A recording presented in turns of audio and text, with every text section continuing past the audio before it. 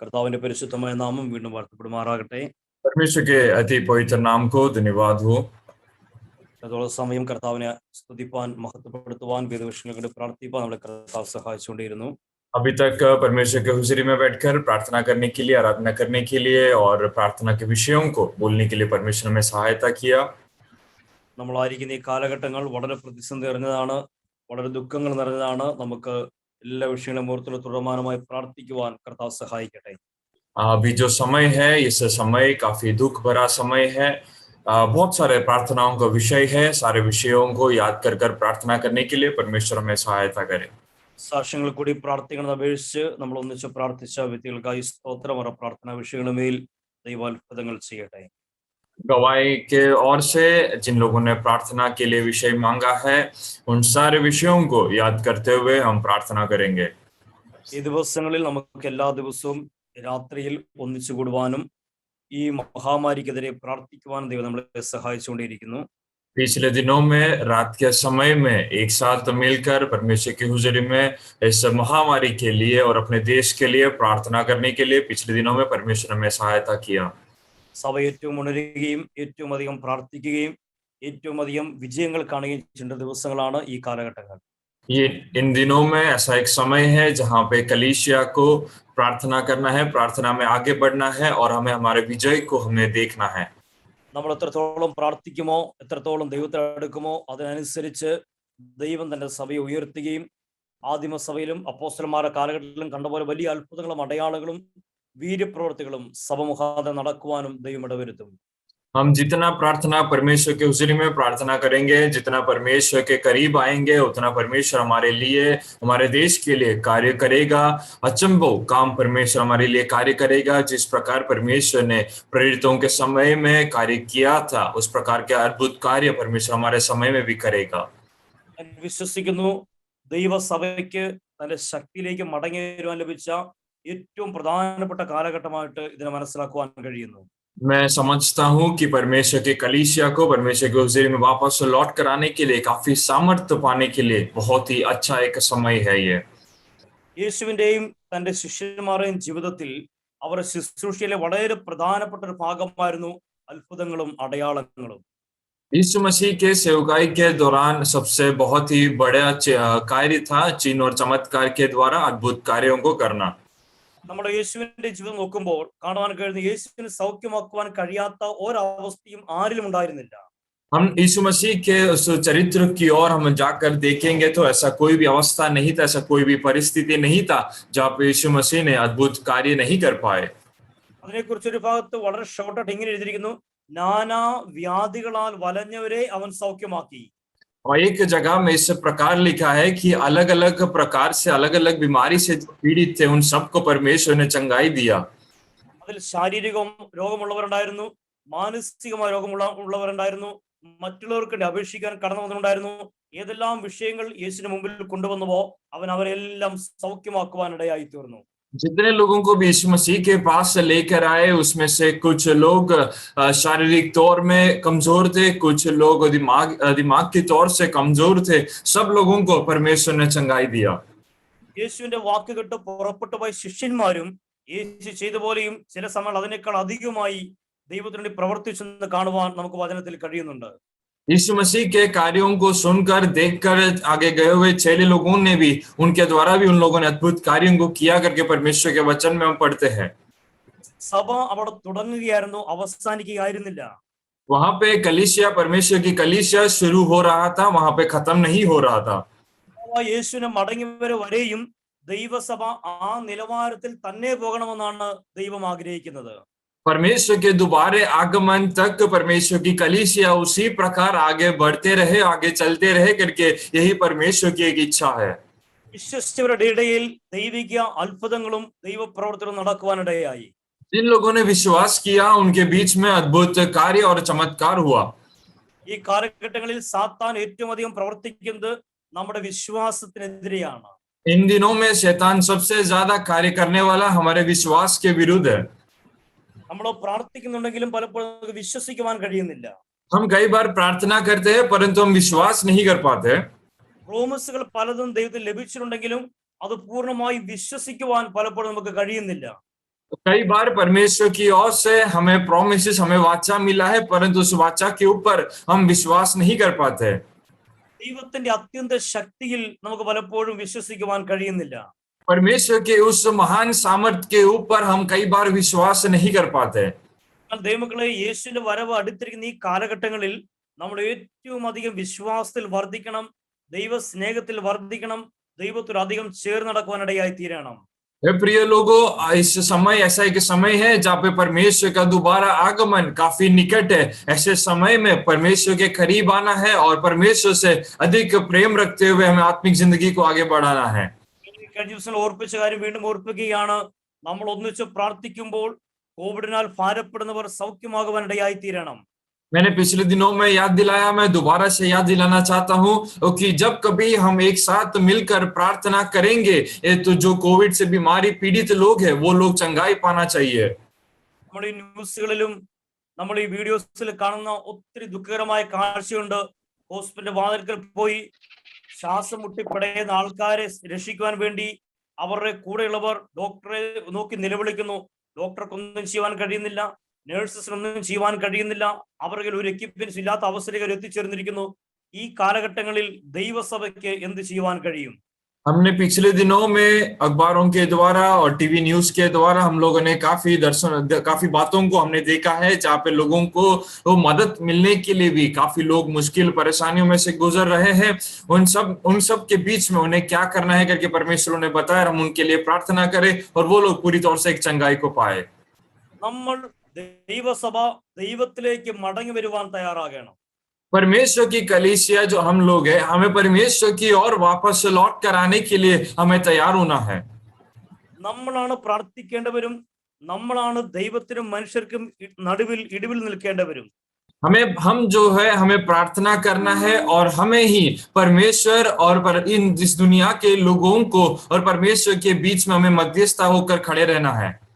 നമ്മളെ തന്നെ താഴ്ത്തി നമ്മളെ തന്നെ ദൈവത്തിന്റെ കരങ്ങളിലേക്ക് ഏൽപ്പിച്ച് ഈ നശിച്ചു പോകുന്ന ഇല്ലെങ്കിൽ വേദനയുടെ കടന്നു ജനങ്ങൾക്ക് വേണ്ടി മധ്യസ്ഥ പ്രാർത്ഥനയിലേക്ക് മടങ്ങി വരുവാൻ കഴിയണം. हमें खुद ही हमें प्रार्थना करना है इस दिनों में जो लोग नाश की ओर जा रहे हैं उन लोगों को याद करते हुए, इस दुनियादारी लोगों को याद करते हुए दुनिया लोगों को और परमेश्वर के बीच में उन पर लोगों के लिए एक मध्यस्थता बनकर हमें खड़े रहकर प्रार्थना करना है।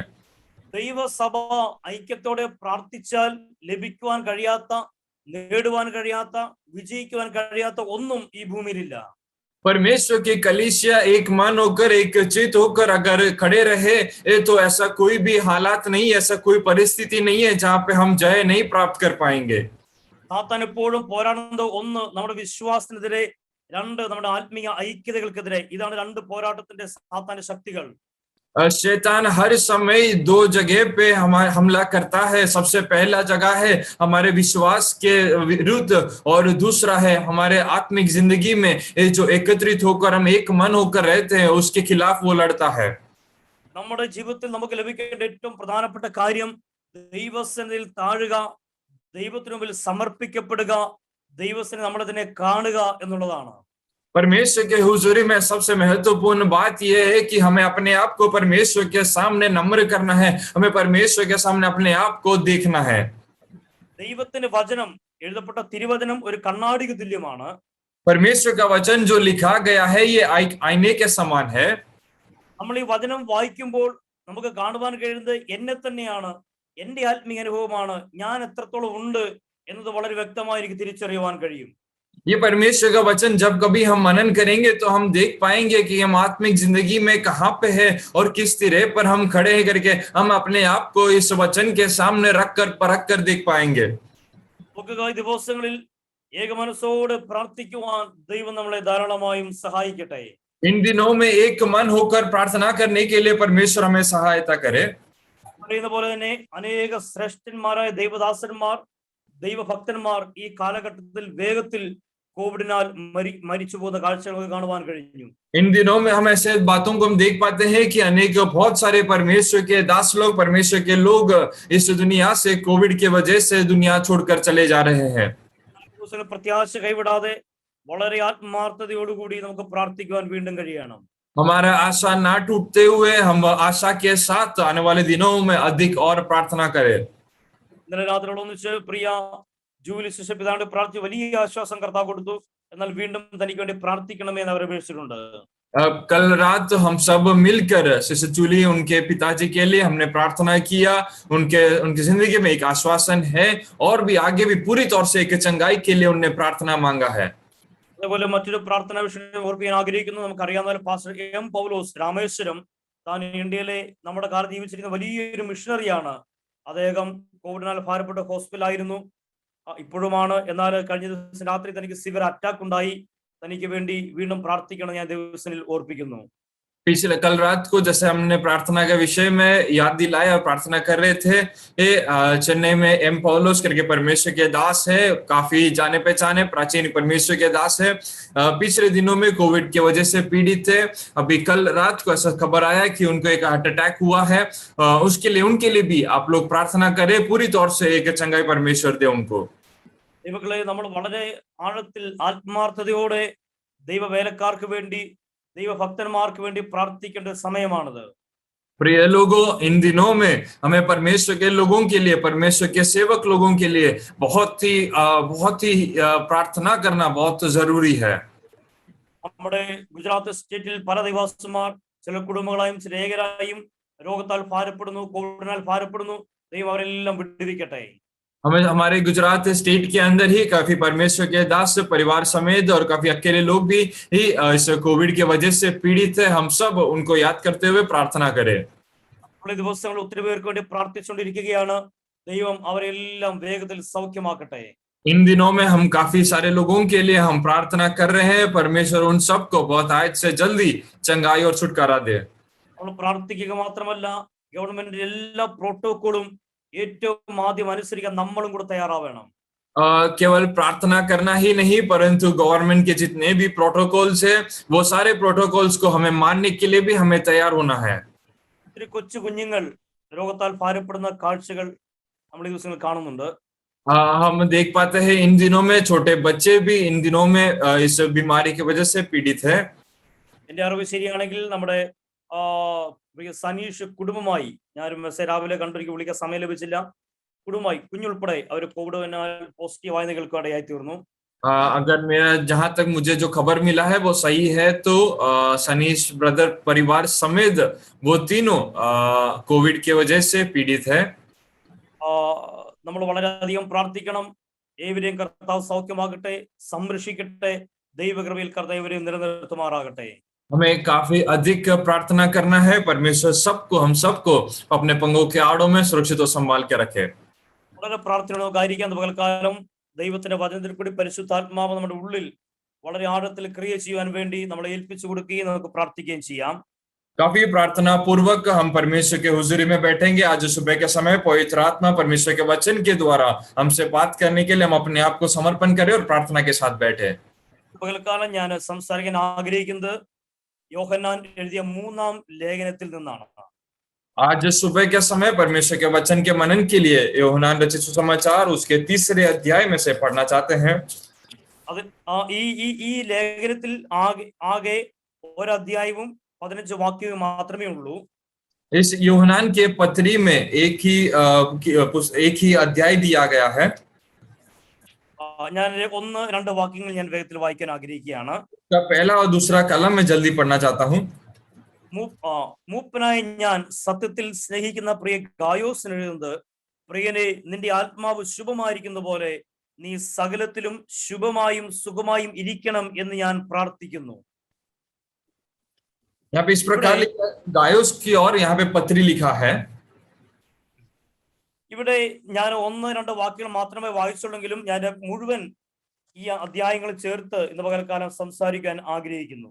मैंने 1 और 2 कलम ही यहाँ पे पढ़ा है, परंतु सारे अध्यायों को मिलाकर एक साथ मैं आप लोगों के सामने बताना चाहता हूँ। പലപ്പോഴും ചില ആൾക്കാർ ചോദിക്കാറുണ്ട്, ഇന്ന ബുക്കുകൾ ബൈബിളിൽ യഥാർത്ഥത്തിൽ വേണമായിരുന്നോ എന്നൊരു ചോദ്യമുണ്ട്. कई बार कई लोग इस प्रकार पूछते हैं कि परमेश्वर के वचन के अंदर, पवित्र शास्त्र के अंदर इस प्रकार के अलग अलग किताबों का होना जरूरी है या नहीं। ചില ബുക്കുകൾ അല്ലെങ്കിൽ ചില അധ്യായങ്ങൾ ഇത് യഥാർത്ഥത്തിൽ ബൈബിളിൽ വേണമായിരുന്നോ എന്ന് പലപ്പോഴും ആൾക്കാർ ചിന്തിക്കുന്നു. कई बार कई लोग इस प्रकार सोचते हैं कि सचमुच इस पुस्तक का नहीं तो इस किताब का इस परमेश्वर के वचन के अंदर होना जरूरी है या नहीं। ഒരുപക്ഷെ നമ്മുടെ ഉള്ളിൽ അങ്ങനെ ചിന്ത വന്നു കാണത്തില്ല, കാരണം നമ്മളത് വായിച്ചിട്ടില്ലായിരിക്കാം. हो सकता है हमारे अंदर ऐसा सोच विचार नहीं आया होगा क्योंकि हमने वो किताबों को नहीं पढ़ा होगा, पुस्तक को नहीं पढ़ा होगा, अध्याय को नहीं पढ़ा होगा। നോക്കുക, ഈ യോഹന്നാന്റെ ലേഖനങ്ങളെ കുറിച്ച് പറയുമ്പോൾ വളരെ ചെറിയ ചെറിയ ലേഖനങ്ങൾ, ഇതിന്റെ ആവശ്യകത എന്ത്, ഇതിന് എത്രത്തോളം പ്രാധാന്യമുണ്ട് എന്നൊക്കെ പലപ്പോഴും ആൾക്കാർ ചിന്തിക്കാറുണ്ട്. कई बार जब लोग पढ़ते हैं तो इस प्रकार सोचते हैं कि यूनान के द्वारा लिखी गई इन पत्रियों का क्या जरूरत है, इतने छोटे छोटे पत्रियां हैं, इनकी क्या जरूरत है।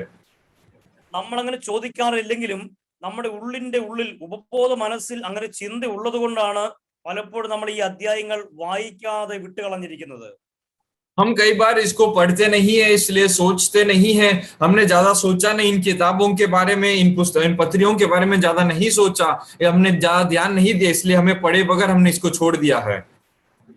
പലപ്പോഴും നമ്മൾ കൂടുതൽ വായിക്കാൻ ആഗ്രഹിക്കുന്ന ഒന്ന് സുവിശേഷങ്ങൾ, രണ്ട് സങ്കീർത്തനങ്ങൾ. ഏറെക്കുറെ നമ്മുടെ വായനയുടെ 80% ആ ഏരിയയിൽ മാത്രം കിടക്കുകയാണ്. कई बार जब भी हम परमेश्वर के वचन में से कुछ पढ़ते हैं तो सुसमाचारों के किताबों में से कुछ पढ़ते हैं, नहीं तो फिर भजन संगीता में से पढ़ते हैं। करीबन 80% हम परमेश्वर के वचन उसके अंदर से ही हम पढ़ते हैं।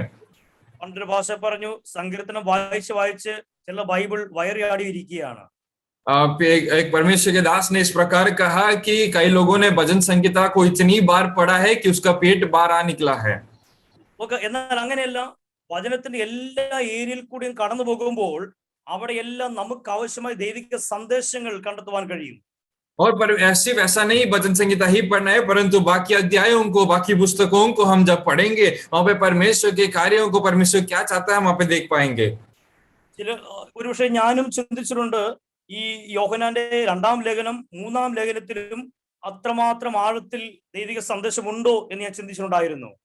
कई बार यूहन्ना की दूसरी पत्री और तीसरी पत्री में मैं इस प्रकार सोचता था कि क्या इतना गहरा कोई संदेश है क्या इसके अंदर।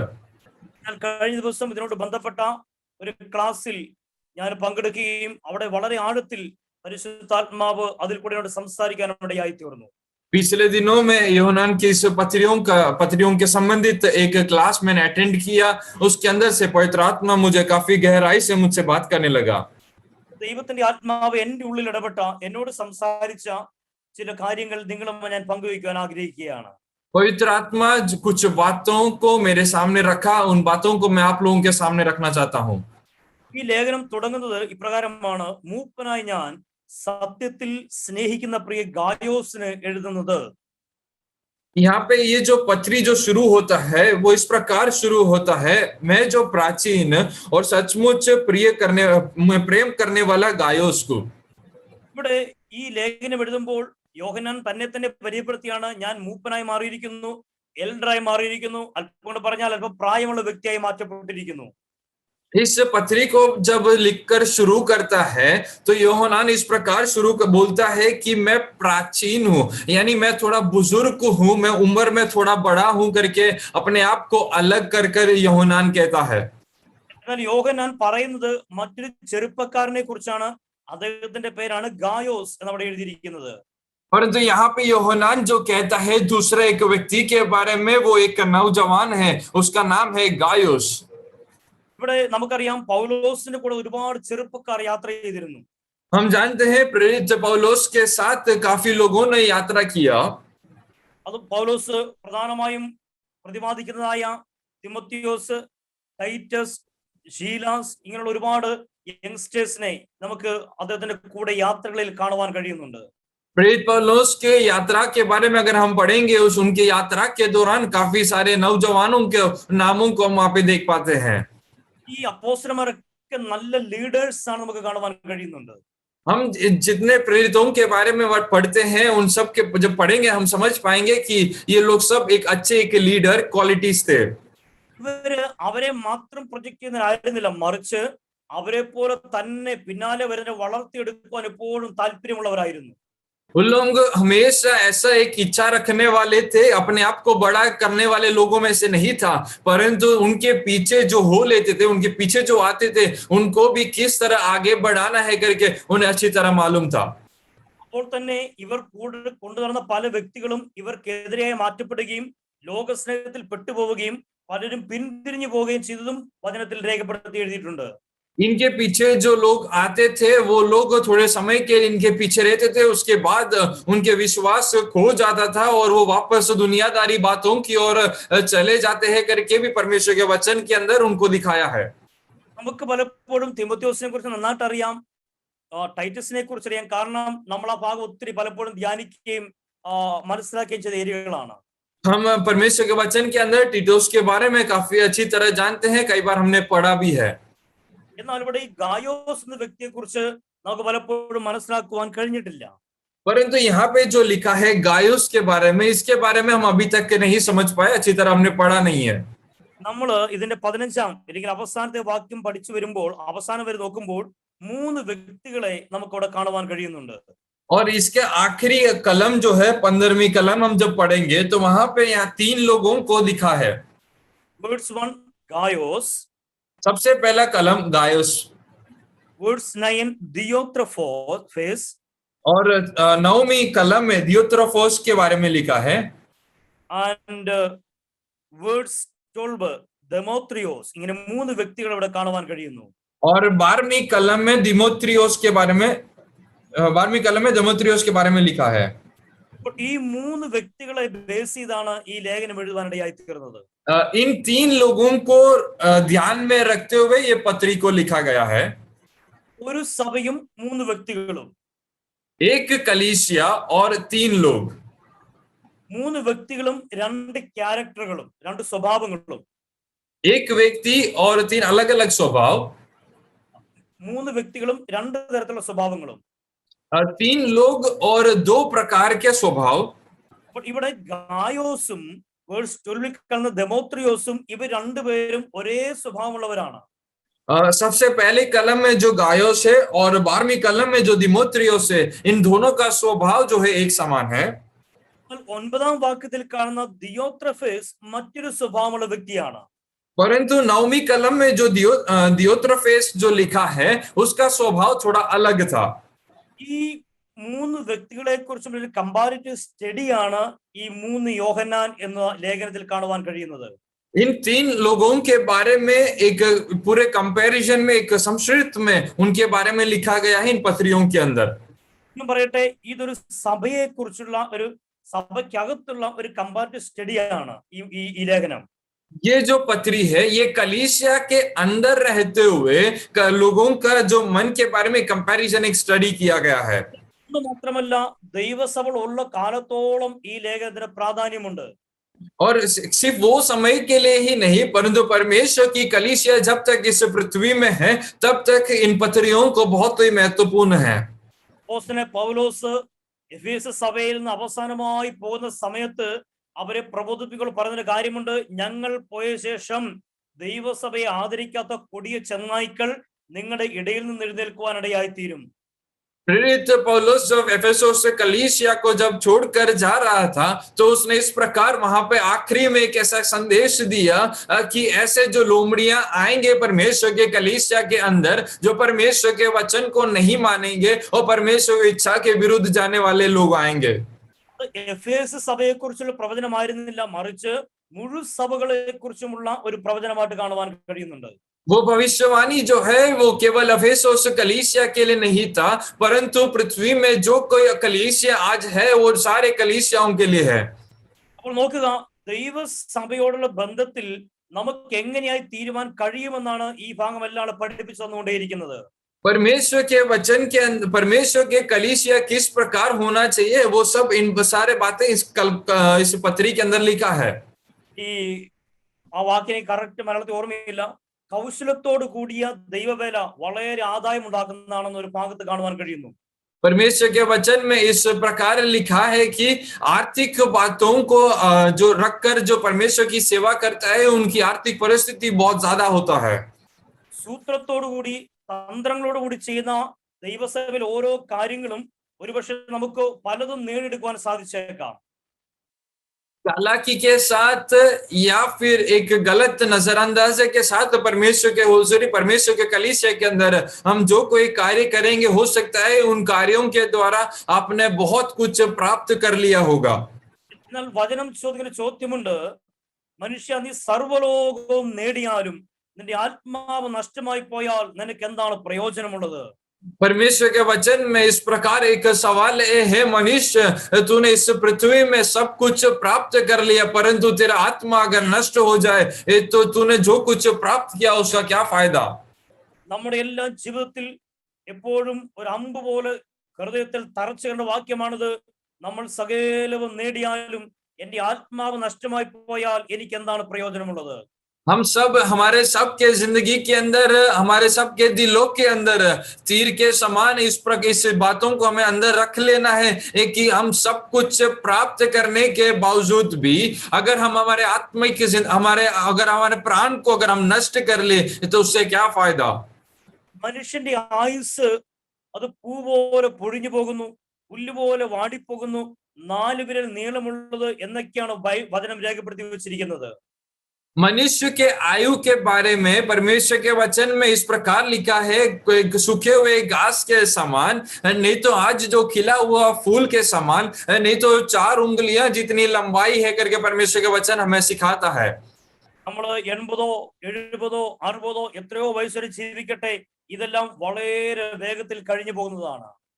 शायद हम हो सकता है कि हम 70, 80, 90 साल तक हम जिएंगे, परंतु ये जितना जीने का जो उम्र है ये काफी जल्दी बीत जाएगा. നമ്മുടെ യഥാർത്ഥമായ ജീവിതം ആരംഭിക്കുന്നത് നമ്മുടെ മരണത്തിന് ശേഷമാണ്. परंतु सचमुच हमारे एक जिंदगी जो शुरू होता है वो हमारे मृत्यु के बाद है. ആ ലോകത്തിലേക്ക് നമുക്ക് എന്ത് നേടുവാൻ കഴിഞ്ഞു, എന്ത് കൊണ്ടുപോകുവാൻ കഴിയും, ഇതായിരിക്കണം നമ്മുടെ ജീവിതത്തിലെ ഏറ്റവും വലിയ ചോദ്യങ്ങൾ. उस दुनिया की ओर, हम उस दुनिया के लिए हम क्या प्राप्त कर पाएंगे, उस दुनिया के लिए और हम क्या लेके जाएंगे, ये होना चाहिए हमारा सवाल. നമ്മൾ ദൈവത്തോടുള്ള ബന്ധത്തിൽ എത്രത്തോളം വിശ്വസ്തരായിരുന്നെന്നും परमेश्वर के संबंधित बातों में हम कितने विश्वासी योग्य थे, ദൈവസഭയോടുള്ള ബന്ധത്തിൽ എത്രത്തോളം വിശ്വസ്തരായിരുന്നെന്നും ദൈവം എപ്പോഴും കണക്ക് ചോദിക്കുന്ന ഒരു ദൈവമാണ്. और परमेश्वर के कलीसिया के बातों में, संबंधित बातों में हम कितने विश्वासी योग्य थे करके सवाल परमेश्वर हमसे पूछेगा. വേഗത്തിൽ വായിച്ച ആ വേദഭാഗത്തിലേക്ക് മടങ്ങി വരാം. हम वापस उस कलमों की ओर वापस हम लौट कर आएंगे. 1-ാം വാക്യത്തിൽ യോഹന്നാൻ പറയുകയാണ്, ഞാൻ സത്യത്തിൽ സ്നേഹിക്കുന്ന പ്രിയ ഗായോസിന് എഴുതുന്നത്. यहाँ पे पहले कलम में यूहन्ना इस प्रकार कहता है कि मैं सचमुच जिससे प्रेम करता हूँ उस गायोस को मैं लिखता हूँ. യോഹന്നാനെ തന്നെ വചനം പറയുന്നത് സ്നേഹത്തിന്റെ അപ്പോസ്തലൻ എന്നുള്ളത് തന്നെയാണ്. और परमेश्वर का वचन यूहन्ना के बारे में सिखाता है प्रेम करने वालों का प्रेरित. യോഹന്നാൻ ഈ ഗായോസിനെ സ്നേഹിക്കണമെങ്കിൽ അത്രത്തോളം നല്ല ക്വാളിറ്റികൾ ഒരുപക്ഷെ തന്നിൽ കണ്ടേക്കണം. अगर ये यूहन्ना जो है वो गायोस से इतना अगर प्रेम करना है तो उसके अंदर, वो गायोस के अंदर उतना जो बातें हैं होना चाहिए. ഈ യോഹന്നാനാൽ സ്നേഹിക്കപ്പെട്ട ഗായോസിനെ കുറിച്ച് യോഹന്നാന്റെ ആഗ്രഹം മുഴുവൻ എന്താണ്? അതാണ് വേഴ്സ് 2-ൽ കാണുന്നത്. നിന്റെ ആത്മാവ് ശുഭമായിരിക്കുന്നത് പോലെ നീ സകലത്തിലും ശുഭമായും സുഖമായും ഇരിക്കണമെന്ന് ഞാൻ പ്രാർത്ഥിക്കുന്നു. और यहाँ पे अगर यूहन्ना जो है गायोस से अगर इतना ज्यादा प्रेम करना है तो उस गायोस के अंदर ऐसा कुछ गुण है जो यूहन्ना को पसंद आया. उसके बाद यूहन्ना लिखता है, जो पत्री लिखता है तो इस प्रकार लिखता है, तेरी आत्मा सुखी रहे, उसी प्रकार सब बातों में तेरे अंदर, तेरे सारे बातों में, सारे कामों में तेरे आत्मा जो है भला और चंगा रहे. ഇത് ബൈബിളിലെ അനുഗ്രഹത്തിന്റെ കണ്ടീഷൻ ആയിട്ട് നമുക്ക് വാക്യം കാണുവാൻ കഴിയുന്നു. परमेश्वर के वचन के अंदर इसको हम कंडीशन के रूप में हम देख पाएंगे. ആത്മാവ് ശുഭമായിരിക്കുന്നവനാണ് ബാക്കി കാര്യങ്ങളെല്ലാം ശുഭമായിരിക്കുവാൻ ദൈവം ആഗ്രഹിക്കുന്നത്. अगर तुम्हारे आत्मा चंगा, भला और चंगा रहेगा तो परमेश्वर बाकी सारे बातों में हमें भला और चंगा रखेगा. 23-ാം സങ്കീർത്തനത്തിൽ നമ്മൾ പറയുന്നൊരു വാക്യമുണ്ട്, നന്മയും കരുണയും ഒക്കെയും എന്റെ ആയുഷ്കാലം ഒക്കെയും എന്നെ പിന്തുടരും. अब भजन संगीता 23 में हम इस प्रकार पढ़ते हैं कि करुणा और भलाई हमारी जिंदगी भर आयु भर हमारे पीछे हो लेगी। മറ്റൊരു ഭാഗത്ത് യേശു പഠിപ്പിക്കുന്നുണ്ട്, ആദ്യമേ അവന്റെ രാജ്യവും നീതിയും അന്വേഷിക്കുവിൻ, പിന്നാലെ ഇതൊക്കെയും നമുക്കെല്ലാം നൽകപ്പെടും. और दूसरे एक जगह में यीशु मसीह हमें सिखाता है कि सबसे पहले परमेश्वर के राज्य के खोजी बनो, उसके बाद ये सारे बातें तुम्हें मिलेगा। പക്ഷെ നമ്മുടെ എല്ലാം ജീവിതത്തിൽ പറ്റിയ പ്രശ്നം, നമ്മളെല്ലാം റിവേഴ്സിലാണ് പോയിക്കൊണ്ടേയിരിക്കുന്നത്. परंतु हमारे जिंदगी के अंदर जो एक समस्या, एक परेशानी ये है कि हम आज भी रिवर्स में चल रहे हैं। നമുക്ക് ആദ്യം ജീവിതത്തിന്റെ ദുഃഖങ്ങൾ, ആദ്യം ലോകത്തിന്റെ കാര്യങ്ങൾ, നമുക്ക് ആദ്യം ജീവനത്തിന്റെ കാര്യങ്ങൾ, അതിനുശേഷം മാത്രമേ നമുക്ക് ദൈവമുള്ളൂ. सबसे पहले हमारे जिंदगी की बातें, सबसे पहले हमारी दुख की बातें, नहीं तो फिर हमारे दुनियादारी बातों को सबसे पहले हम देखते हैं, उसके बाद परमेश्वर के कार्य के लिए हम समय निकालते हैं। ദൈവമക്കളെ, നമ്മളോ നമ്മുടെ കാലത്ത് ജീവിക്കുന്നവരാവട്ടെ, വചനത്തിൽ കാണുന്ന ഭക്തന്മാരാവട്ടെ, അവരുടെ എല്ലാ ജീവിതത്തിൽ അവർ ആദ്യം പ്രാധാന്യം കൊടുത്തൊക്കെ ദൈവത്തിനായിരുന്നു.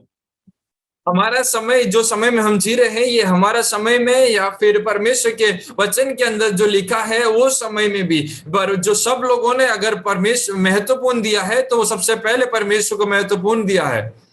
അപ്പോൾ ഇവിടെ യോഹന്നാന്റെ ഒരു അനുഗ്രഹം ഗായോസിലേക്ക് ലഭിക്കുകയാണ്. നിന്റെ ആത്മാവ് ശുഭമായിരിക്കുന്ന പോലെ നീ സകലത്തിലും ശുഭമായും സുഖമായും ഇരിക്കണമെന്ന് ഞാൻ പ്രാർത്ഥിക്കുന്നു. और यहाँ पे तेरी आत्मा जिस प्रकार शांति में रह रहा है, उसी प्रकार सारे बातों में तेरी आत्मा जो है भला और चंगा रहे करके യോഹന്നാൻ कहता है। നമ്മൾ പ്രാർത്ഥിച്ചാൽ മറ്റുള്ളവർ അനുഗ്രഹിക്കപ്പെടുമോ? क्या हम प्रार्थना करेंगे तो बाकी लोग आशीष पाएंगे क्या? തീർച്ചയായും അനുഗ്രഹിക്കപ്പെടും. കാരണം നമ്മൾ ആരുടെ സന്തതിയാണ്? മാത്യു ചാപ്റ്റർ 1:1, അബ്രഹാമിന്റെ പുത്രനായ ദാവീദിന്റെ പുത്രനായ യേശു ക്രിസ്തുവിന്റെ വംശാവലി. അപ്പോൾ അബ്രഹാമിന്റെ അനുഗ്രഹം എന്താണ്? നീ അനുഗ്രഹിക്കുന്നവരെ ഞാൻ അനുഗ്രഹിക്കും. ഇതാണ് അബ്രഹാമിന് ദൈവം കൊടുത്ത അനുഗ്രഹം. निश्चय तौर में हम प्रार्थना करेंगे तो लोग चंगाई और छुटकारा पाएंगे। उसका कारण क्या है पूछोगे?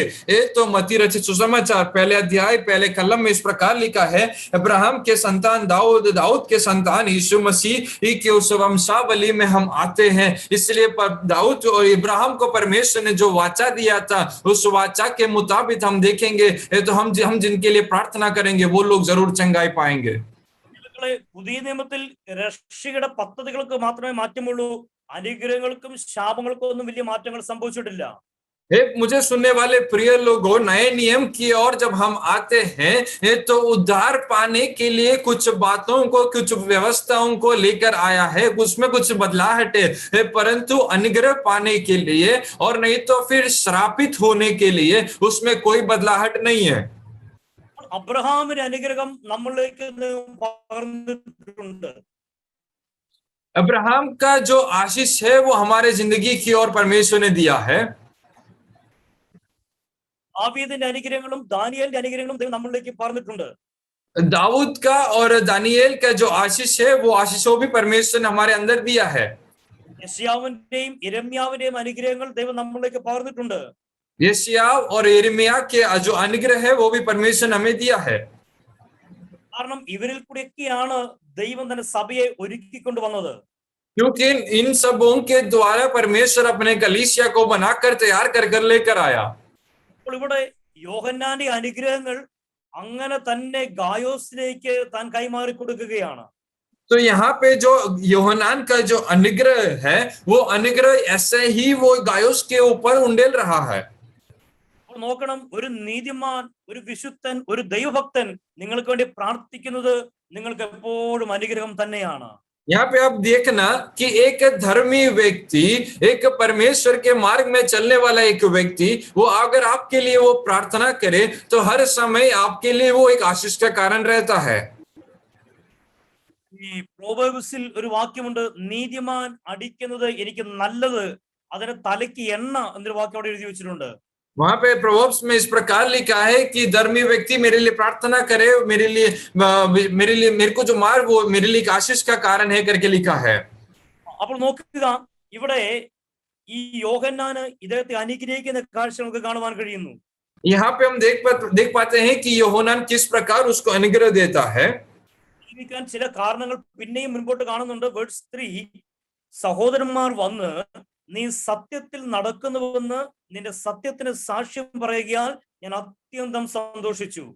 और यहाँ पे तीसरी कलम में इस प्रकार लिखा है, क्योंकि जब भाइयों ने आकर तेरे उस सत्य के गवाह को दिया जिस पर तू सचमुच चलता है, तो मैं बहुत ही आनंदित हुआ. ഈ ഗായോസ് ഒരു വ്യക്തിയാൽ മാത്രം സാക്ഷ്യം പ്രാപിച്ചവനായിരുന്നില്ല. ആരെല്ലാം അവരുമായി ബന്ധപ്പെടുന്നുവോ അവരെല്ലാം നല്ല സാക്ഷ്യങ്ങൾ ഗായോസിനെ കുറിച്ച് മറ്റുള്ളവരുടെ എപ്പോഴും പറയുവാൻ അവർക്ക് താല്പര്യമായിരുന്നു. ये गायोस के संबंध में जो कोई लोग आते हैं, जो लोग गायोस से मिलते हैं, उन लोग सब लोग जो है गायोस के बारे में एक अच्छा एक गवाही को देते हैं. വേഴ്സ് 4 പറയുന്നത് ഒരു പിതാവിന് ഒരു മകനോട് ഒരു കൊച്ചു കുഞ്ഞിനോടുള്ള വാത്സല്യത്തിന്റെ ആ സ്നേഹത്തിന്റെ പ്രകടനമാണ് യോഹന്നാൻ പറയുന്നത്.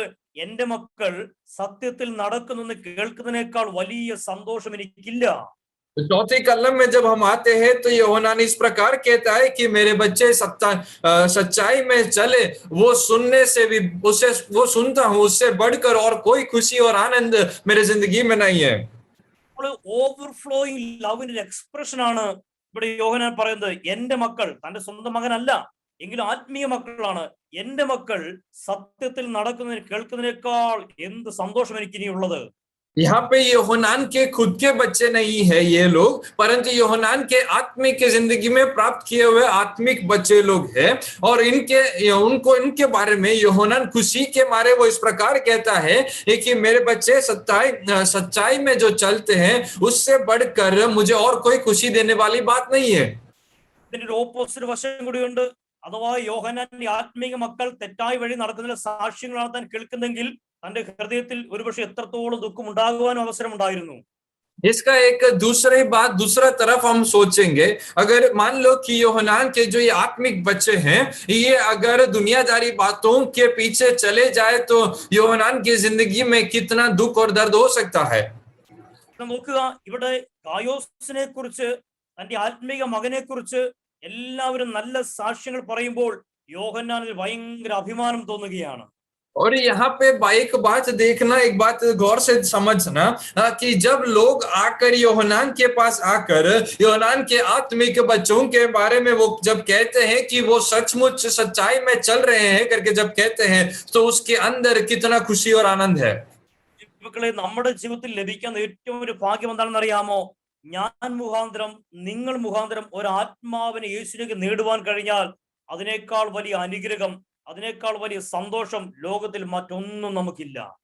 मुझे सुनने वाले प्रियजनों, अगर परमेश्वर के हुजूरी में आप बहुत ही बड़ी खुशी और आनंद की बात अगर पूछोगे तो मेरे द्वारा या आपके द्वारा अगर कोई एक व्यक्ति को हम मसीह की ओर लेकर आ पाए, एक आत्मा को अगर हम जीत पाए, तो उससे बड़ा एक खुशी और आनंद इस पृथ्वी में नहीं है. ഇവിടെ ഈ ഗായോസിനെ കുറിച്ചുള്ള കുറച്ചുകൂടെ നല്ല നല്ല കാര്യങ്ങൾ മുൻപോട്ട് യോഹന്നാൻ അവിടെ എഴുതി വെച്ചിരിക്കുന്നു. और इस गायोस के बारे में कुछ और अच्छी बातों को यहाँ पे യോഹന്നാൻ लिखता है. പ്രിയനെ, നീ സഹോദരന്മാർക്കും വിശേഷാൽ അതിഥികൾക്കും വേണ്ടി അധ്വാനിക്കുന്നതിൽ ഒക്കെയും വിശ്വസ്തത കാണിക്കുന്നു. और 5वीं कलम में जब आता है तो वहां पे इस प्रकार लिखा है, तो भाइयों के साथ और अतिथियों के लिए जो कार्य करता है वो सुनकर मैं बहुत ही आनंदित हूँ. ഇവിടെ അതിഥി എന്നൊക്കെ പറയുന്നെങ്കിലും ഇംഗ്ലീഷിൽ എഴുതിയിരിക്കുന്ന സ്ട്രേഞ്ചേഴ്സ്, അവന് യാതൊരു അറിവുമില്ലാത്ത വ്യക്തികളാണ് പലപ്പോഴും അവന്റെ കുടുംബത്തിലേക്ക് കയറി വരുന്നത്. और यहाँ पे जो इंग्लिश में और हिंदी में जो है शब्द का इस्तेमाल किया है, वो परदेशी का शब्द इस्तेमाल किया है. उस परदेशियों के लिए जो तू कुछ करता है वो सुनकर मुझे आनंदित होता है. തന്റെ സഭയിലേക്ക്, തന്റെ കുടുംബത്തിലേക്ക്, തന്റെ ഏരിയയിലേക്ക് വരുന്ന ഏതൊരു വ്യക്തിയെയും ഹൃദയപൂർവ്വം സ്വീകരിക്കുവാനും സ്നേഹിക്കുവാനും സൽക്കരിക്കുവാനും ഗായോസ് എപ്പോഴും തയ്യാറായിരുന്നു. और गायोस के पास नहीं तो उसके शहर में, तो उसके घर में, चाहे उसके भाई आए या फिर परदेशी लोग भी आए, उन सब को वो अपने दिल के गहराई से स्वागत करने के लिए वो तैयार था. വീണ്ടും താൻ ചില നല്ല പ്രവൃത്തികളെ കുറിച്ച് ആ ഭാഗത്ത് കാണുവാൻ കഴിയുന്നു. और उसने किए हुए कुछ और अच्छे बातों को हम नीचे देख पाएंगे. ഈ തന്റെ അടുക്കിലേക്ക് വന്ന വ്യക്തികൾ, അവരെ കുറിച്ച് പറയാണ് വേഴ്സ് 7-ൽ, മലയാളത്തിൽ 7 ആണ്. തിരുനാമ നിമിത്തമല്ലോ അവർ ജാതികളോട് ഒന്നും വാങ്ങാതെ പുറപ്പെട്ടത്.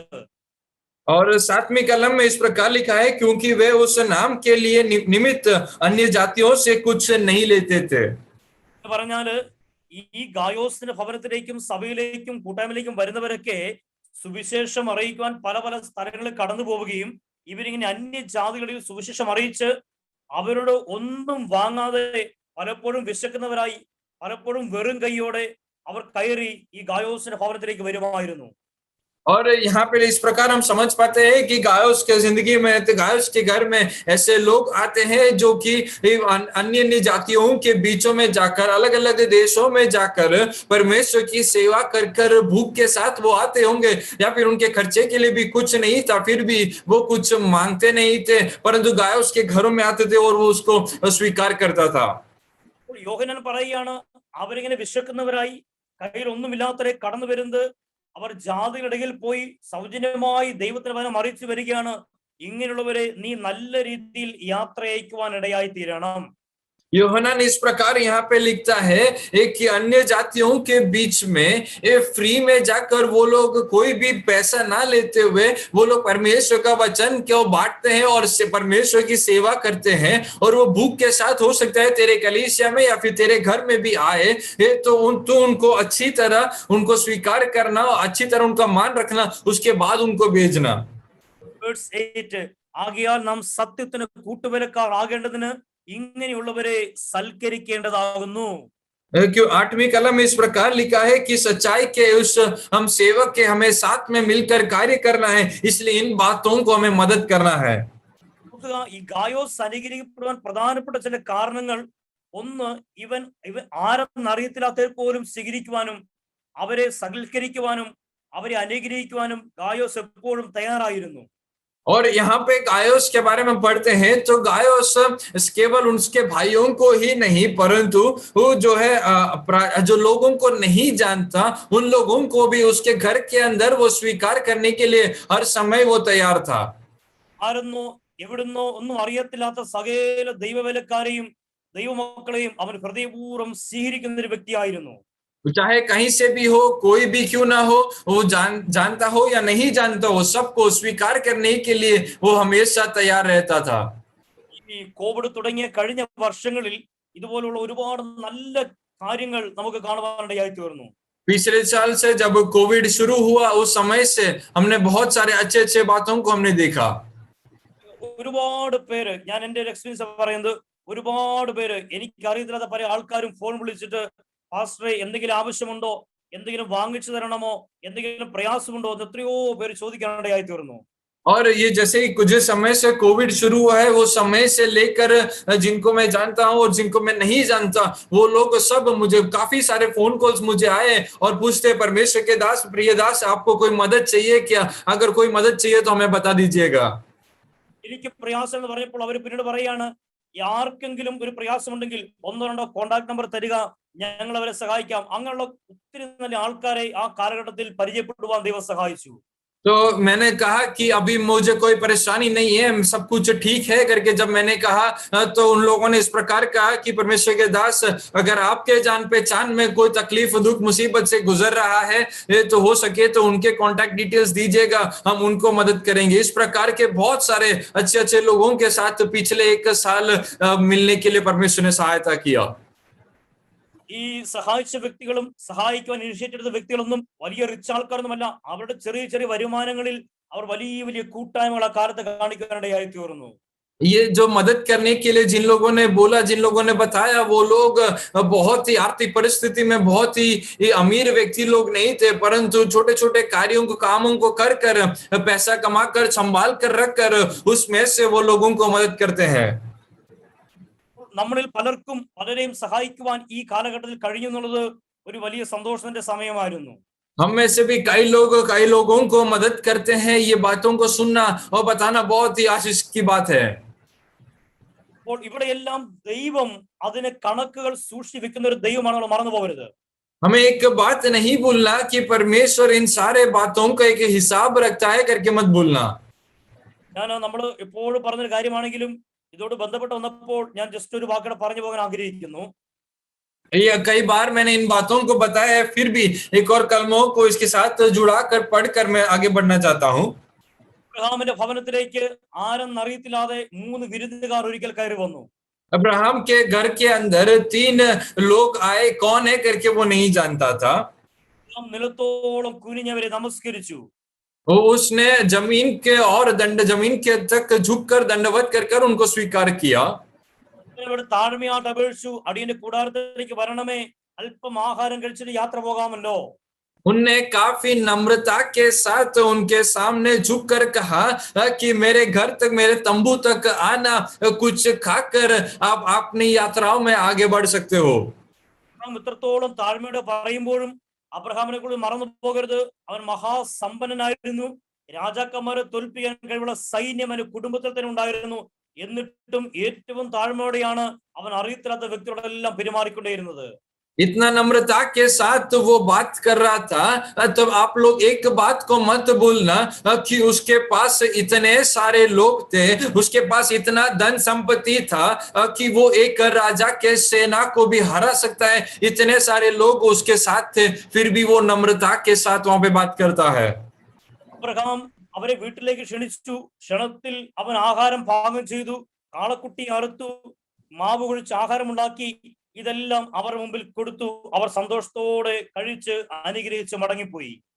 काफी नम्रता के साथ उसने उन लोगों को स्वीकार किया. वो लोग अंदर आए, उन लोगों ने बकरियों को काटा और उसके बाद आटा गूंथ कर उन लोगों की रोटी सब कुछ तैयार कर उनका भोजन का व्यवस्था कर दिया. 3 പേരായിരുന്നത് കൊണ്ട് 3 ഇടങ്ങഴി മാവാണ് അബ്രഹാം അളന്നെടുത്തത്. वहां पे 3 लोग आए थे, इसलिए 3 लोटा आटा को वहां पे अब्राहम गिन कर लेता है. അതിനെ കൂടെ കഴിക്കാൻ കൊടുത്ത കറിക്ക് അവൻ ഒരു അളവ് പോലും വെച്ചിരുന്നില്ല. परंतु उसके साथ जो खाने के लिए जो रखा था, उसके लिए कोई भी हिसाब नहीं रखा था. താൻ ചെയ്തതിന്റെ ആഴം എന്താണെന്ന് അപ്പോൾ അബ്രഹാമിന് മനസ്സിലായില്ല. കാലങ്ങൾ കഴിഞ്ഞ്, വർഷങ്ങൾ കഴിഞ്ഞാണ് പിന്നീട് എന്റെ അനുഭവം നമുക്ക് മനസ്സിലാക്കുവാൻ കഴിയുന്നത്. अब्राहम ने तब जो किया था उसके गहराई को तब उसने नहीं समझ पाया, परंतु काफी साल बीतने के बाद उसने जो किया था उसके गहराई को वो समझने लगा. അബ്രഹാമിന് തലമുറകൾ മരുഭൂമിയിൽ കൂടെ യാത്ര ചെയ്യുന്ന കാലഘട്ടങ്ങളിൽ ദൈവം പറഞ്ഞു, ഓരോരുത്തരും ഓരോ ഇടങ്ങഴി മന്ന പെറുക്കാം. और अब्राहम के समय बीत गया और काफी समय साल बीतने के बाद इजरायली लोग जब मरुस्थल से गुजर रहे थे, ये तो परमेश्वर ने उनको बोला कि एक टोकरी में आटा लेने के लिए. ദൈവം അവർക്ക് കൊടുത്ത കാടപ്പക്ഷിക്ക് അല്ലെങ്കിൽ ഇറച്ചിക്ക് ദൈവം ഒരളവ് പോലും വെച്ചില്ല. അവർക്ക് എത്രത്തോളം പിടിക്കാമോ, എത്രത്തോളം ഉപയോഗിക്കാമോ അത്രത്തോളം അളവ് കൂടാതെ എടുക്കുവാൻ ദൈവർക്ക് പെർമിഷൻ കൊടുത്തു. परंतु उनको परमेश्वर ने जो खाने के लिए जो दिया था, जो पक्षी जो दिया था, मांस जो परमेश्वर ने दिया था खाने के लिए, उस मांस खाने के लिए परमेश्वर ने कोई सीमा नहीं रखा था. जितना चाहे उतना पकड़ कर वो खा सकते थे. 400 വർഷങ്ങൾക്ക് മുമ്പ് അബ്രഹാം എങ്ങനെ അളന്നു കൊടുത്തുവോ അതേ അളവ് കൊണ്ട് അവന്റെ തലമുറകൾക്ക് ദൈവം അളന്നു കൊടുത്ത കാഴ്ചകൾ വചനത്തിൽ കാണുവാൻ കഴിയുന്നു. 400 साल पहले अब्राहम ने जिस नाप लेकर उसने खाना परोसा था, उसी नाप के अनुसार 400 साल बाद परमेश्वर अब्राहम के पीढ़ी को खाना देता है. ഗായോസിന് അനുഗ്രഹം ലഭിക്കുവാൻ കാരണം അവൻ കണക്കുകൾ കൂടാതെ, അളവുകൾ കൂടാതെ, കണ്ടീഷൻസ് കൂടാതെ മറ്റുള്ളവരെ സ്നേഹിക്കുന്ന ഒരു വ്യക്തിയായിരുന്നു. गायोस के जिंदगी में वो आशीष इसलिए प्राप्त किया क्योंकि उसने कोई सीमा के बिना लोगों से प्रेम किया और उनकी सेवा करते आया. ഇവിടെ നമ്മൾ വേഴ്സ് 12 വായിച്ച ദിമോത്രിയോസിനെ കുറിച്ചും ഇതേ സാക്ഷ്യങ്ങൾ കാണുവാൻ കഴിയുന്നു. और 12वीं कलम में जो दिमोत्रियोस लिखा है, उस दिमोत्रियोस के बारे में भी यही बातों को, यही गवाही को हम देख पाते हैं. അനുഗ്രഹം പ്രാപിച്ചവർ ഈ സഭയിൽ ഉള്ളപ്പോൾ തന്നെ അതോട് നേരെ ഓപ്പോസിറ്റ് ആയ മറ്റൊരു ഗ്രൂപ്പിനെയും നമുക്ക് അവിടെ കാണുവാൻ കഴിയുന്നുണ്ട്. और इन लोगों ने जब यहाँ पे देखकर इन लोगों ने जब आशीष से पाया, उसी समय में उसके सीधे ऑपोजिट में दूसरे एक झुंड के बारे में हम देख पाते हैं. നമ്മൾ മനസ്സിലാക്കിയത് കൂടാതെ മറ്റു ചില ലേഖനങ്ങൾ കൂടെ യോഹന്നാൻ ആ സഭയ്ക്ക് എഴുതിയിരുന്നു. और हमारे जान पहचान में ही अलग ही യോഹന്നാൻ ने इस कलीसिया को पत्री लिखा है. അവിടെ വേഴ്സ് 9 മുതൽ ആ ലേഖനത്തിനൊക്കെ എന്ത് സംഭവിച്ചു എന്ന് അവിടെ രേഖപ്പെടുത്തുന്നു. और नवमी कलम में वो सारे पत्रियों को क्या हुआ करके हम पढ़ते हैं। സഭയ്ക്ക് ഞാൻ ഒന്ന് എഴുതിയിരുന്നു, എങ്കിലും അവരിൽ പ്രധാനിയാകാൻ ആഗ്രഹിക്കുന്ന ദയോത്രഫോസ് ഞങ്ങളെ കൂട്ടാക്കുന്നില്ല.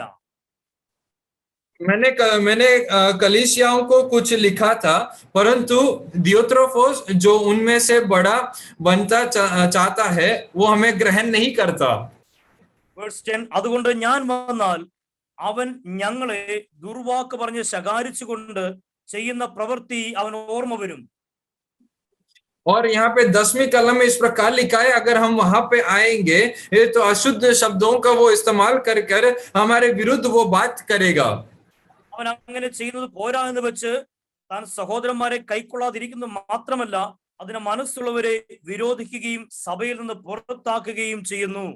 और वहां पे इस प्रकार भी नीचे इस प्रकार लिखा है कि वो अपने भाइयों को ग्रहण नहीं करता, और जो बाहर से जो परदेशी आते हैं उनको भी वो मदद नहीं करता और उनको ग्रहण नहीं करता. और अगर जिस किसी को भी उनको मदद करने के लिए उनके अंदर इच्छा है तो उन्हें कलीसिया से बाहर निकाल देता था. നന്മയല്ലാതെ തിന്മ അനുകരിക്കരുത്. तो यहाँ पे लिखा है कि भला एक वस्तु ही करना, उसके अलावा बुरा कोई काम मत करना. നന്മ ചെയ്യുന്നവൻ ദൈവത്തിൽ നിന്നുള്ളവനാകുന്നു, തിന്മ ചെയ്യുന്നവൻ ദൈവത്തെ കണ്ടിട്ടില്ല. और जो भले कार्य करता है वो परमेश्वर की ओर से है, जो भला नहीं करता परंतु जो बुरा करता है वो उसने परमेश्वर को कभी देखा ही नहीं है. ഗായൂസും ദെമോത്രിയോസുമുള്ള നല്ല സഭയിൽ നിന്നും മറ്റൊരു കൂട്ടം എഴുന്നേറ്റ് വരുന്ന കാഴ്ചകൾ നമുക്കിവിടെ കാണുവാൻ കഴിയുന്നു. गायुस और दिमोत्रियोस जो कलीसिया में है, जिन कलीसिया में है, उन कलीसियाओं में से और भी एक झुंड लोग खड़े होते हैं करके हम देख पाते हैं. ആക്ച്വലി നമ്മള് ഈ മൂന്ന് പേരെയും കമ്പയർ ചെയ്ത് അവരുടെ സ്വഭാവത്തെയും പ്രവൃത്തിയെ കുറിച്ച് പോയിന്റ് ബൈ പോയിന്റ് പഠിച്ചാൽ അത് കുറെ കൂടെ അനുഗ്രഹമായിരിക്കും. और इन तीनों लोगों का जो यहाँ पे नाम दिया गया है, इन तीनों के बारे में पॉइंट बाय पॉइंट अगर हम पढ़ेंगे तो हम समझ पाएंगे. ഈ വേർഡ്സ് 9 കാണുന്ന ദിയോത്രെഫോസിന്റെ ഏറ്റവും പ്രധാന ആഗ്രഹം അവരിൽ പ്രധാനിയാകുവാൻ എപ്പോഴും ആഗ്രഹിക്കുന്നു. और ये जो नवमी कलम में जो नाम दिया गया है दियोत्रोफोस, उसके बारे में अगर हम पढ़ेंगे तो वहां पे समझ पाएंगे वो हमेशा हर समय उस झुंड के लोगों में से बड़ा बनना चाहता था. He always loved to be first in church. वो सबसे पहले वो हमेशा इच्छा रखता है कि कलीसिया में सबसे पहला स्थान उसका हो. രണ്ട് അവൻ അപ്പോസ്തലന്മാരെ പോലും അംഗീകരിക്കുന്നില്ല. एक और बात यहाँ पे ध्यान रखना कि वो प्रेरितों को भी वो ग्रहण नहीं करता. ആ വാക്ക് ഹിന്ദിയിൽ കുറച്ചുകൂടെ നല്ല ക്ലിയർ ആണ്, ഞാൻ മലയാളത്തിൽ വായിക്കുന്നു. അതുകൊണ്ട് ഞാൻ വന്നാൽ അവൻ ഞങ്ങളെ ദുർവാക്ക് പറഞ്ഞ് ശകാരിച്ചുകൊണ്ട് ചെയ്യുന്ന പ്രവൃത്തി അവൻ ഓർമ്മപ്പെടുത്തും. और यहाँ पे 10वीं कलम में इस प्रकार लिखा है कि अगर हम कलीसिया में आए तो बुरी बुरी बातों को कहकर हमारे विरुद्ध खड़ा रहेगा. നോക്കണം, ഇവിടെ ഒരു തരത്തിൽ സകല അനുഗ്രഹവും പ്രാപിക്കുന്നവരും മറ്റൊരു ഭാഗത്ത് ഏറ്റവും താഴേക്ക് വീണു പോകുന്ന മറ്റൊരു ഗ്രൂപ്പിനെയും കാണുവാൻ കഴിയുന്നു. यहाँ पे दो ग्रुप के बारे में दिखाया गया है. सबसे पहला ग्रुप जो है अच्छे कार्यों को कर कर, अच्छी बातों को कर कर अनुग्रह की ओर जा रहे हैं. उसी समय दूसरा एक जो झुंड है वो बुरे कार्यों को कर कर, बुरे कामों को कर कर आत्मिक जिंदगी में नीचे गिर रहे हैं. അവന്റെ പ്രശ്നം ഒന്ന് പ്രധാനിയാകാൻ ആഗ്രഹിക്കുന്നു. सबसे पहला बात यह है कि वो कलीसिया में सबसे आगे बढ़ना चाहता है. രണ്ട് അപ്പോസ്തലന്മാരെ അംഗീകരിക്കുന്നില്ല. और दूसरा वो प्रेरितों को ग्रहण नहीं करता. മൂന്ന് അവരെ ദുർവാക്കുകൾ പറഞ്ഞ് അവൻ ശകാരിക്കുന്നു, അല്ലെങ്കിൽ യൂസ് ചെയ്യുന്നു. और तीसरा जो है जो लोग वहां पे आते हैं उनके विरुद्ध बुरी बुरी बातों को कहकर, बुरे बातों को कहकर उनके विरुद्ध खड़ा रहता है. ഇവിടെ ഒന്ന് അവന്റെ പ്രവൃത്തിയില്, രണ്ട് അവന്റെ വാക്കുകളില്, അവന്റെ ഹൃദയത്തില് അവൻ ദൈവത്തിൽ നിന്ന് ഒരുപാട് അകന്നുപോയ കാഴ്ചകൾ അവിടെ കാണുകയാണ്. और यहाँ पे हम देख पाते हैं कि सबसे पहली बात उसके बातों में और उसके कार्यों में वो परमेश्वर के हुजूरी से गिर गया है. നെക്സ്റ്റ് വേർഡ്സ് 10 അവസാന ഭാഗമാണ്. അവൻ അങ്ങനെ ചെയ്യുന്നു, അവനോ നശിച്ചു, എന്നാൽ നന്മ ചെയ്യുന്ന മറ്റുള്ളവരെയും കൂടെ അവൻ നശിപ്പിക്കുവാൻ എപ്പോഴും ആഗ്രഹിക്കുന്നു. वो जो खुद 10वीं कलम के आखिरी पद में जब हम आते हैं तो वहां पे इस प्रकार लिखा है, वो खुद बुरा कार्य करता है और नाश की ओर जा रहा है, परंतु जो अच्छे कार्य करने चाहते हैं उनको ना ही वो अच्छे कार्य करने देता है, उनको भी नाश की ओर लेकर जाता है। താൻ താൻ തന്നെ സഹോദരന്മാരെ കൈക്കൊള്ളാതിരിക്കുന്നത് മാത്രമല്ല, അതിന് മനസ്സുള്ളവരെ വിരോധിക്കുകയും മനസ്സുള്ളവരെ സഭയിൽ നിന്ന് പുറത്താക്കുകയും ചെയ്യുന്നു. वो खुद अपने भाइयों को कलीसिया में ग्रहण नहीं करता, और अगर कोई ग्रहण करना चाहता है तो उनको वो कलीसिया से निकाल देता है। അപ്പോൾ ഈ ഇദ്ദേഹം ചെയ്യുന്ന കാര്യങ്ങൾ ശ്രദ്ധിക്കുക. ഒന്ന്, സഹോദരന്മാർക്കെതിരെ പ്രവർത്തിക്കുന്നു, മനസ്സുള്ളവരെ വിരോധിക്കുന്നു, നന്മ ചെയ്യാൻ ആഗ്രഹിക്കുന്നവരെ സഭയിൽ നിന്ന് പുറത്താക്കുകയും ചെയ്യുന്നു. और यहाँ पे ये जो कार्य करता है वो ध्यान से देखना, ना ही वो अच्छा कार्य करना चाहता है और ना ही वो दूसरों को करने के लिए वो अनुमति देता है। अगर कोई करने की कोशिश करे उन्हें कलीसिया से वो निकाल देता है। ഒരു വ്യക്തി ദൈവകൃപയിൽ നിന്ന് വീണുപോയാൽ അതിന്റെ ആഴങ്ങൾ എത്ര വലുതാണെന്നാണ് ഈ ഭാഗങ്ങൾ നമ്മളെ പഠിപ്പിച്ചു തരുന്നത്. हम इस कलमों को जब हम पढ़ते हैं तो हम समझ पाएंगे कि परमेश्वर के हुजूरी में से अगर एक व्यक्ति गिर जाए तो उसका गहराई कितना है करके हम समझ पाएंगे। എന്നെ ഏറ്റവും അത്ഭുതപ്പെടുത്തിയ കാര്യം, ഈ വ്യക്തി നമ്മുടെ വേർഡ്സ് 9 കാണുന്നല്ലോ, അവൻ ഞങ്ങളെ കൂട്ടാക്കുന്നില്ല. ഇതാരാ പറയുന്നത്? സ്വർഗീയ വെളിപ്പാടുകൾ, സ്വർഗീയ ദർശനങ്ങൾ, ദൈവിക സിംഹാസനത്തിന്റെ ദർശനങ്ങൾ പ്രാപിച്ച യോഹന്നാനെ പോലും താൻ അംഗീകരിക്കുന്നില്ല എന്നാണ് എഴുതിയിരിക്കുന്നത്. यहाँ पे 9वीं कलम में इस प्रकार लिखा है कि वो यूहन्ना कहता है कि वो हमें ग्रहण नहीं करता। परमेश्वर के सेवक, परमेश्वर के साथ रहकर कार्य करने वाला, स्वर्गीय दर्शन को प्राप्त किया हुआ व्यक्ति यूहन्ना को भी वो ग्रहण नहीं करता करके वहां पे लिखा है। അപ്പോസ്തലനായ പൗലോസിന് പോലും പ്രാപിക്കുവാൻ കഴിയാതിരുന്ന സ്വർഗീയ ദർശനമാണ് വെളിപ്പാട് പുസ്തകത്തിൽ യോഹന്നാൻ പ്രാപിച്ചത്.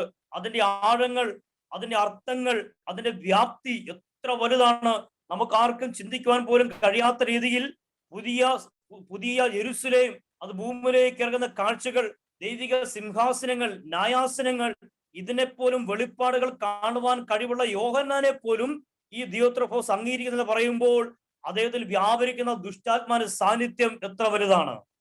और यहाँ पे यूहन्ना के बारे में एक बात मैं आप लोगों से बताना चाहता हूँ कि जो प्रेरित पौलुस ने जो दर्शन नहीं देखा था, प्रेरित पौलुस से भी बढ़कर उसने यूहन्ना ने के दर्शन देखा है। प्रकाशित वाक्यों में जो कुछ लिखा है वो सारे दर्शन के रूप में यूहन्ना ने लिखा है। और नए स्वर्ग के बारे में, नए यरूशलेम के बारे में, जो पृथ्वी में आकर स्थापित होने वाला है, उन सारे बातों को यूहन्ना ने दर्शन में देखा। इतना ज्यादा दर्शन परमेश्वर की ओर से दर्शन पाया हुआ एक व्यक्ति को यहाँ पे दियोत्रोफोस जो है वो कलीसिया के अंदर ग्रहण नहीं करता।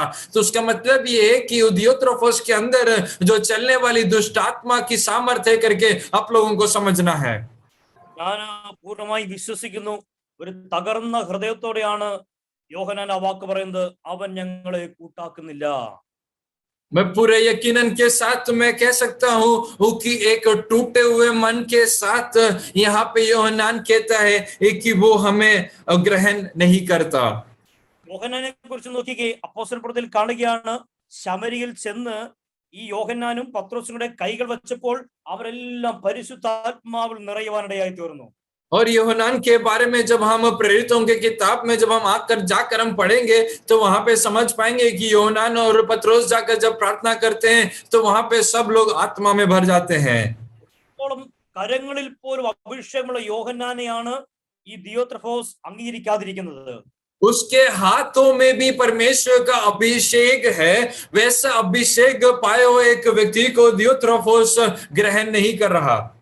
രണ്ട്, അവന്റെ വായിലെ വാക്കുകളെ കുറിച്ച് പറയാണ്, അവൻ ദുർവാക്കുകൾ പറഞ്ഞ് അപ്പോസ്തലന്മാരെ ശകാരിക്കുന്ന വ്യക്തിയാണ്. और यहाँ पे लिखा है कि वो बुरी बुरी बातों को कहकर विरुद्ध खड़ा रहता है।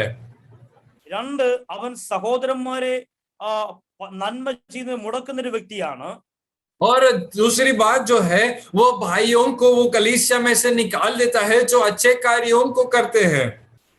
എന്നാൽ ആരെങ്കിലും നന്മ ചെയ്താൽ അവരെ ആ സഭയിൽ നിന്ന് പുറത്തു കളയുവാൻ ഈ ദിയോത്രെഫോസ് എപ്പോഴും ആഗ്രഹിക്കുന്ന വ്യക്തിയായിരുന്നു. अगर उनके कलीसिया में से कोई अच्छे कार्य करने के लिए चाहे तो दियोत्रेफोस जो है उनको कलीसिया से निकाल देता था। അതുകൊണ്ട് തകർന്ന ഹൃദയത്തോടെ വേദനയോടെ ഒരു പിതാവ് ഒരു കുഞ്ഞു മകനോട് പറയുന്ന പോലെ 11-ാം വാക്യത്തിൽ യോഹന്നാൻ പറയുകയാണ്, പ്രിയനെ, നന്മയല്ലാതെ തിന്മ അനുകരിക്കരുത്. एक टूटे हुए मन के साथ, एक बोझ के साथ, एक पिता अपने बच्चों के जिस प्रकार जिससे बात करता है उसी प्रकार में 11वीं कलम में वो कहता है, योहन्नान कहता है कि अच्छे बातों के पीछे हो लेना है, अच्छे बातों को करना है, बुरे बातों को नहीं करना. വിവേചിക്കാൻ വേണ്ടിയ ഒരു വാക്യം കൂടെ പറയുകയാണ്, എങ്ങനെ ദൈവാത്മാവിനെ കണ്ടെത്താം. ഒന്ന്, നന്മ ചെയ്യുന്നവൻ ദൈവത്തിൽ നിന്നുള്ളവനാകുന്നു, തിന്മ ചെയ്യുന്നവൻ ദൈവത്തെ കണ്ടിട്ടേയില്ല. और एक बात आप अच्छी तरह समझो, इसलिए मैं आपसे कहना चाहता हूँ, जो भली बातों को करता है वो परमेश्वर की ओर से है, जो बुरी बातों को करता है उसने परमेश्वर को कभी देखा ही नहीं है. മക്കളെ മറക്കരുത്, ഈ ലേഖനം ദൈവസഭകൾക്കുള്ള ഒരു വലിയ വാർണിംഗ് ലെറ്റർ ആണെന്ന് നമ്മൾ തിരിച്ചറിയണം. एक बात आप लोगों को समझना है कि ये जो पत्रियां लिखी गई है, ये पत्रियां परमेश्वर के कलीसिया के लिए एक चेतावनी है. യോഹന്നാൻ മകനെ പോലെ സ്നേഹിക്കുന്ന, സകലത്തിലും പെർഫെക്റ്റ് ആയി നിൽക്കുന്ന ഗായോസും ദെമോത്രിയോസും സഭയിൽ ഉള്ളപ്പോൾ തന്നെ അതിന് നേരെ വിപരീതമായ വ്യക്തികളെയും ഒരേ സഭയിൽ തന്നെ കാണുവാൻ കഴിയുന്നു. एक ही कलीसिया के अंदर योहन्नान अपने बच्चों के समान जिसको मानता है गायोस और दिमोत्रियोस एक कलीसिया के अंदर है. उसी कलीसिया के अंदर उसी स्वभाव में विपरीत खड़े रहने वाले एक दूसरे एक झुंड लोगों को हम देख पाते हैं. ഈ ലേഖനത്തിന്റെ ഏറ്റവും പ്രാധാന്യമുള്ള കാര്യം എന്ന് പറഞ്ഞാൽ, ദൈവസഭയ്ക്കകത്ത് സാത്താൻ എപ്പോഴും പ്രവർത്തിക്കുവാൻ തയ്യാറാണെന്നുള്ള കാര്യം മറക്കാതിരിക്കാൻ വേണ്ടിയാണ് ഈ ലേഖനം ഇവിടെ എഴുതിയിരിക്കുന്നത്. इस पत्रियां जो है यहाँ पर इसलिए लिखी गई है ताकि परमेश्वर की कलीसिया एक बात समझे कि हर समय शैतान जो है परमेश्वर के कलीसिया के विरुद्ध हमला करने के लिए, कलीसिया के विरुद्ध युद्ध करने के लिए वो तैयारी के साथ वो खड़ा है.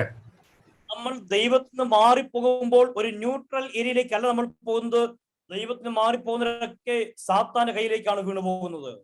जब कभी हम परमेश्वर के कलीसिया को छोड़ते हैं, जब कभी हम परमेश्वर के कलीसिया से हम दूर हो लेते हैं, तो एक न्यूट्रल जगह की ओर आप नहीं जाते, परंतु आप जो जाकर फंसते हो वो शैतान के हाथों में जाकर गिरते हो. അതുകൊണ്ടാണ് ഈ ആത്മീക കൂട്ടായ്മകളില് ദൈവത്തിൽ സന്തോഷിക്കാൻ കഴിയാത്തവര് വേഗത്തിൽ മറ്റു കാര്യങ്ങളിലേക്ക് സന്തോഷം കണ്ടെത്തുവാൻ ആഗ്രഹിക്കുന്നത്. और इसलिए आत्मिक जिंदगी में, आत्मिक बातों में, जो परमेश्वर के बातों में खुशी और आनंद जिनको नहीं मिलता, वो तुरंत ही बहुत ही जल्दी दुनियादारी बातों में जाके अपने खुशी को प्राप्त कर लेते हैं. ആത്മീക ഗാനങ്ങൾ പാടുവാൻ, ആത്മാവിൽ സഞ്ചരിക്കുവാൻ വിളിക്കപ്പെട്ടവർ അതിനെ മനസ്സിലാതിരിക്കുമ്പോഴാണ് നമ്മുടെ വായിൽ നിന്ന് ലോകത്തിന്റെ പാട്ടുകൾ, ദൈവഹിതമില്ലാത്ത പാട്ടുകൾ പുറത്തേക്ക് വരുന്നത്. और जो आत्मिक बातों को, आत्मिक जिंदगी के लिए जिन लोगों को बुलाकर अलग किया है, वो परमेश्वर से दूर हो जाते हैं. उसके बाद वो दुनियादारी बातों के पीछे हो लेते हैं, दुनियादारी गीतों में, दुनियादारी बातों में वो आनंद को प्राप्त करते हैं. ഈ ആത്മീയ വാക്കുകൾ, ദൈവപ്രസാദമുള്ള വാക്കുകൾ പറയാൻ നമുക്ക് താല്പര്യമില്ലാതെ വരുമ്പോൾ ദൈവഹിതമല്ലാത്ത പലതും നമ്മൾ പോലും അറിയാതെ നമ്മൾ നിന്ന് പുറപ്പെട്ടു വരുവാൻ തുടങ്ങും. आत्मिक बातों को आत्मिक बातों को करने के लिए हमें बुलाकर अलग किया है, परंतु आत्मिक बातों को हम नहीं करते क्योंकि आत्मिक जिंदगी से पीछे चले गए हैं. इसलिए कई बार जो है दुनियादारी बातें हमारे मुंह से निकलती है. നമ്മളെല്ലാം പാപത്തിൽ ജനിക്കപ്പെട്ടിരിക്കുന്നത് കൊണ്ട് നമ്മുടെ എല്ലാ ചായ്വ് എപ്പോഴും പാപത്തിലേക്കാണ്. और दूसरी बात, हमने पाप में जन्म लिया है, इसलिए हर समय हम जो झुकते हैं वो हमेशा पाप की ओर झुक जाते हैं. അതുകൊണ്ടാണ് വളരെ വ്യക്തമായി ഈ യോഹന്നാൻ പറയുന്നത്, വേർഡ്സ് 11, പ്രിയനെ, നന്മയല്ലാതെ തിന്മ അനുകരിക്കരുത്. और यहाँ पे 11वीं कलम में लिखा है, हे प्रियो, बुराई के नहीं परंतु भलाई का अन्याय करो. അപ്പോൾ ഈ ഗായോസ് എത്ര നല്ലവനാണെങ്കിലും ഇവൻ ഒരുപക്ഷെ തിന്മയിലേക്ക് ചാഞ്ഞു പോകാനുള്ള എല്ലാ അവസരങ്ങളും അവിടെ തന്നെ കിടപ്പുണ്ട്. और ये गायोस चाहे कितना भी अच्छा व्यक्ति क्यों ना हो, परंतु बुरे बातों में चले जाने के लिए सारी बातें, सारा मौका जो है वहीं पे पड़ा है. ഈ പത്രോസ് പറഞ്ഞ വാക്കുണ്ടല്ലോ, പിശാച് അലർന്ന സിംഹം എന്ന പോലെ ആരെ വിഴുങ്ങണമെന്ന് തിരഞ്ഞ് ചുറ്റി നടക്കുന്നു. पत्रोस एक बात इस प्रकार कहता है कि शैतान किसको फाड़ खाना है कोशिश में वो भूखे सिंह के समान वो चिल्लाते उधर उधर फिरता है. ഈ സാത്താൻ ഒരിക്കൽ പോലും ഒരു മിനിറ്റ് പോലും ഒരു സെക്കൻഡ് പോലും ഓഫ് എടുക്കത്തില്ല. നമ്മൾ മറക്കരുത്. एक बात हमें भूलना नहीं है कि शैतान जो है कभी भी 1 मिनट या 1 सेकंड भी वो छुट्टी में नहीं रहता. നമ്മൾ പറയുമോ ഞായറാഴ്ചയല്ലേ ആരാധനയ്ക്ക് ഉണ്ടായിരുന്നല്ലേ ഇന്ന് വൈകിട്ട് പ്രാർത്ഥിച്ചില്ലും കുഴപ്പമില്ല, നമ്മൾ ഓഫ് എടുക്കും. हम तो कई बार इस प्रकार सोचते हैं कि आज तो रविवार का दिन है, आज सुबह आराधना में अटेंड किया था इसलिए शाम के मीटिंग में नहीं तो फिर शाम को प्रार्थना नहीं करेंगे तो चलेगा करके हम सोचते हैं. അല്ലെങ്കിൽ മറ്റെന്തെങ്കിലുമൊക്കെ ആത്മീയ കാര്യങ്ങൾ എവിടെയെങ്കിലൊക്കെ പങ്കുചേർന്നാല് നമ്മുടെ കുടുംബത്തിൽ പിന്നെ പ്രാർത്ഥന ഉണ്ടാവത്തില്ല, നമ്മൾ തമ്മിലുള്ള പ്രാർത്ഥന ഉണ്ടാവത്തില്ല. കാരണം നമുക്ക് ഓഫ് എടുക്കുവാൻ എപ്പോഴും ആഗ്രഹമുള്ളവരാണ് ആത്മീയ കാര്യങ്ങളിൽ. कई बार हो सकता है कि आपने ऑनलाइन प्लेटफॉर्म में या फिर और कोई माध्यम के द्वारा आपने अगर कोई मीटिंग में आपने अटेंड किया हो तो उसके बाद जो है हमारे घर के अंदर बैठकर परिवार के साथ एक संगति रखना, परिवार के साथ बैठकर प्रार्थना करना हम नहीं चाहते क्योंकि हर समय जो है हम एक छुट्टी लेने की कोशिश में है. ഈ ഓൺലൈൻ മീറ്റിംഗുകൾ നമുക്ക് പലപ്പോഴും ഒത്തിരി സൗകര്യമാണ്. ഓഫ് ചെയ്ത് വെക്കാനൊക്കെ നമുക്ക് സൗകര്യമുള്ളത് കൊണ്ട് നമ്മുടെ പ്രസൻസ് അവിടെ ഉണ്ട് താനും. എന്നാൽ നമുക്ക് ഇഷ്ടമുള്ള കാര്യങ്ങൾ ചെയ്യാൻ പോകുവാൻ നമുക്ക് സൗകര്യമുണ്ട്. और ये ऑनलाइन मीटिंग ऑनलाइन माध्यम जो है ये बहुत ही एक अच्छा एक प्लेटफॉर्म है क्योंकि हम वहां पे हमारा हाजिरी तो हम दिखा देते हैं परंतु वहां पे रहते हुए हम वीडियो को ऑफ कर देते हैं और बाकी हमारे अन्य अन्य कामों में हम प्रवेश चले जाते हैं. കുറച്ച് നാൾക്ക് മുമ്പ് മറ്റൊരു സഭയുടെ സൂം മീറ്റിംഗിന്റെ ഫോട്ടോ അവരെടുത്തത് കാണുവാനിടയായി തീർന്നു. कुछ दिनों पहले एक दूसरे एक कलीसिया का ऑनलाइन माध्यम से जब जूम मीटिंग चल रहा था तो वहां पे किसी ने स्क्रीनशॉट लिया था, वो मैंने देखा. അവിടുത്തെ ആരാധിക്കുന്ന വ്യക്തി ഷർട്ട് പോലും ഇട്ടിട്ടുണ്ടായിരുന്നില്ല. तो वो आराधना में एक व्यक्ति एक आदमी बैठा था, उसने शर्ट भी नहीं पहना था. നോക്കുക, വീഡിയോ ഓൺ ആണ്. यह देखना है कि उसका वीडियो भी चालू था. നമുക്ക് ദൈവത്തോടുള്ള ആ ബഹുമാനം, ആത്മിക കൂട്ടായ്മയോടും ദൈവിക കരമുള്ള ആ പ്രാധാന്യം എത്രത്തോളം ഉണ്ടെന്ന് ഇതെല്ലാം കാണിച്ചു തരികയാണ്. हमें आत्मिक बातों में हम कितने आगे हैं, नहीं तो आत्मिक बातों को हम कितना महत्वपूर्ण देते हैं, ये सारी चीजें वहां पे दिखता है. ഉണർന്നിരുന്നില്ലെങ്കിൽ, ഒരുങ്ങിയിരുന്നില്ലെങ്കിൽ നമ്മൾ പരാജയപ്പെട്ടു പോകുവാൻ എപ്പോഴും അവസരമുണ്ടെന്നാണ് ഈവൻ ഗായോസിനോട് പോലും ഇവിടെ യോഹന്നാൻ പറഞ്ഞു കൊടുക്കുന്നത്. अगर हम तैयारी के साथ नहीं बैठेंगे, हम पूरी तौर से एक तैयारी के साथ नहीं बैठेंगे तो हो सकता है हम आत्मिक जिंदगी में हार जाएंगे करके यहाँ पे യോഹന്നാൻ गायोस को सिखाता है. പറയുന്നത്, ഒന്ന് പ്രിയനെ മകനെ ഗായോസേ, നന്മയല്ലാതെ തിന്മയൊന്നും അനുകരിക്കരുത്. और यहाँ पे യോഹന്നാൻ हे बेटे हे मेरे प्रिय गायोस करके कहकर कहता है कि ये बुराई के पीछे नहीं परंतु भलाई का ही अन्याय करना. റീസൺ ഒന്ന്, നന്മ ചെയ്യുന്നവൻ ദൈവത്തിൽ നിന്നുള്ളവനും തിന്മ ചെയ്യുന്നവൻ ദൈവത്തെ കണ്ടിട്ട് പോലും ഇല്ലാത്തൊരു വ്യക്തിയാണ്. और दूसरा वहां पे आगे जो है उसने वहां पे लिखा है कि जो भलाई करता है वो परमेश्वर की ओर से है पर जो बुराई करता है उसने परमेश्वर को नहीं देखा. പകൽക്കാലം നമുക്ക് നമ്മളെ തന്നെ ദൈവത്തിന്റെ കരങ്ങളിലേക്ക് ഏൽപ്പിച്ചു കൊടുത്തുകൊണ്ട് ഈ വചനപ്രകാരം നമ്മുടെ ആത്മീയത്വം ശോധന ചെയ്യുവാൻ കഴിയണം. आज सुबह के समय आज जो सुनना हमने परमेश्वर का वचन सुना है उसके सामने अपने आप को नम्र कर हम अपने आप को परख कर देखें. നോക്കുക, ഇവിടെ ദിയോത്രോഫോസ് എന്ന് പറയുന്ന നഷ്ടമായി പോയ ഒരു വ്യക്തിയെ ഈ സഭയിൽ കാണുവാൻ കഴിയുന്നു.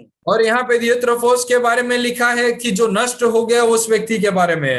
അവനെ കുറിച്ച് പറയുന്നത്, ഒന്ന്, അവൻ എല്ലാറ്റിലും പ്രധാനിയാകാൻ ആഗ്രഹിക്കുന്നു. और उसके बारे में लिखा है कि वो सारे बातों में वो आगे खड़े रहना वो चाहता है.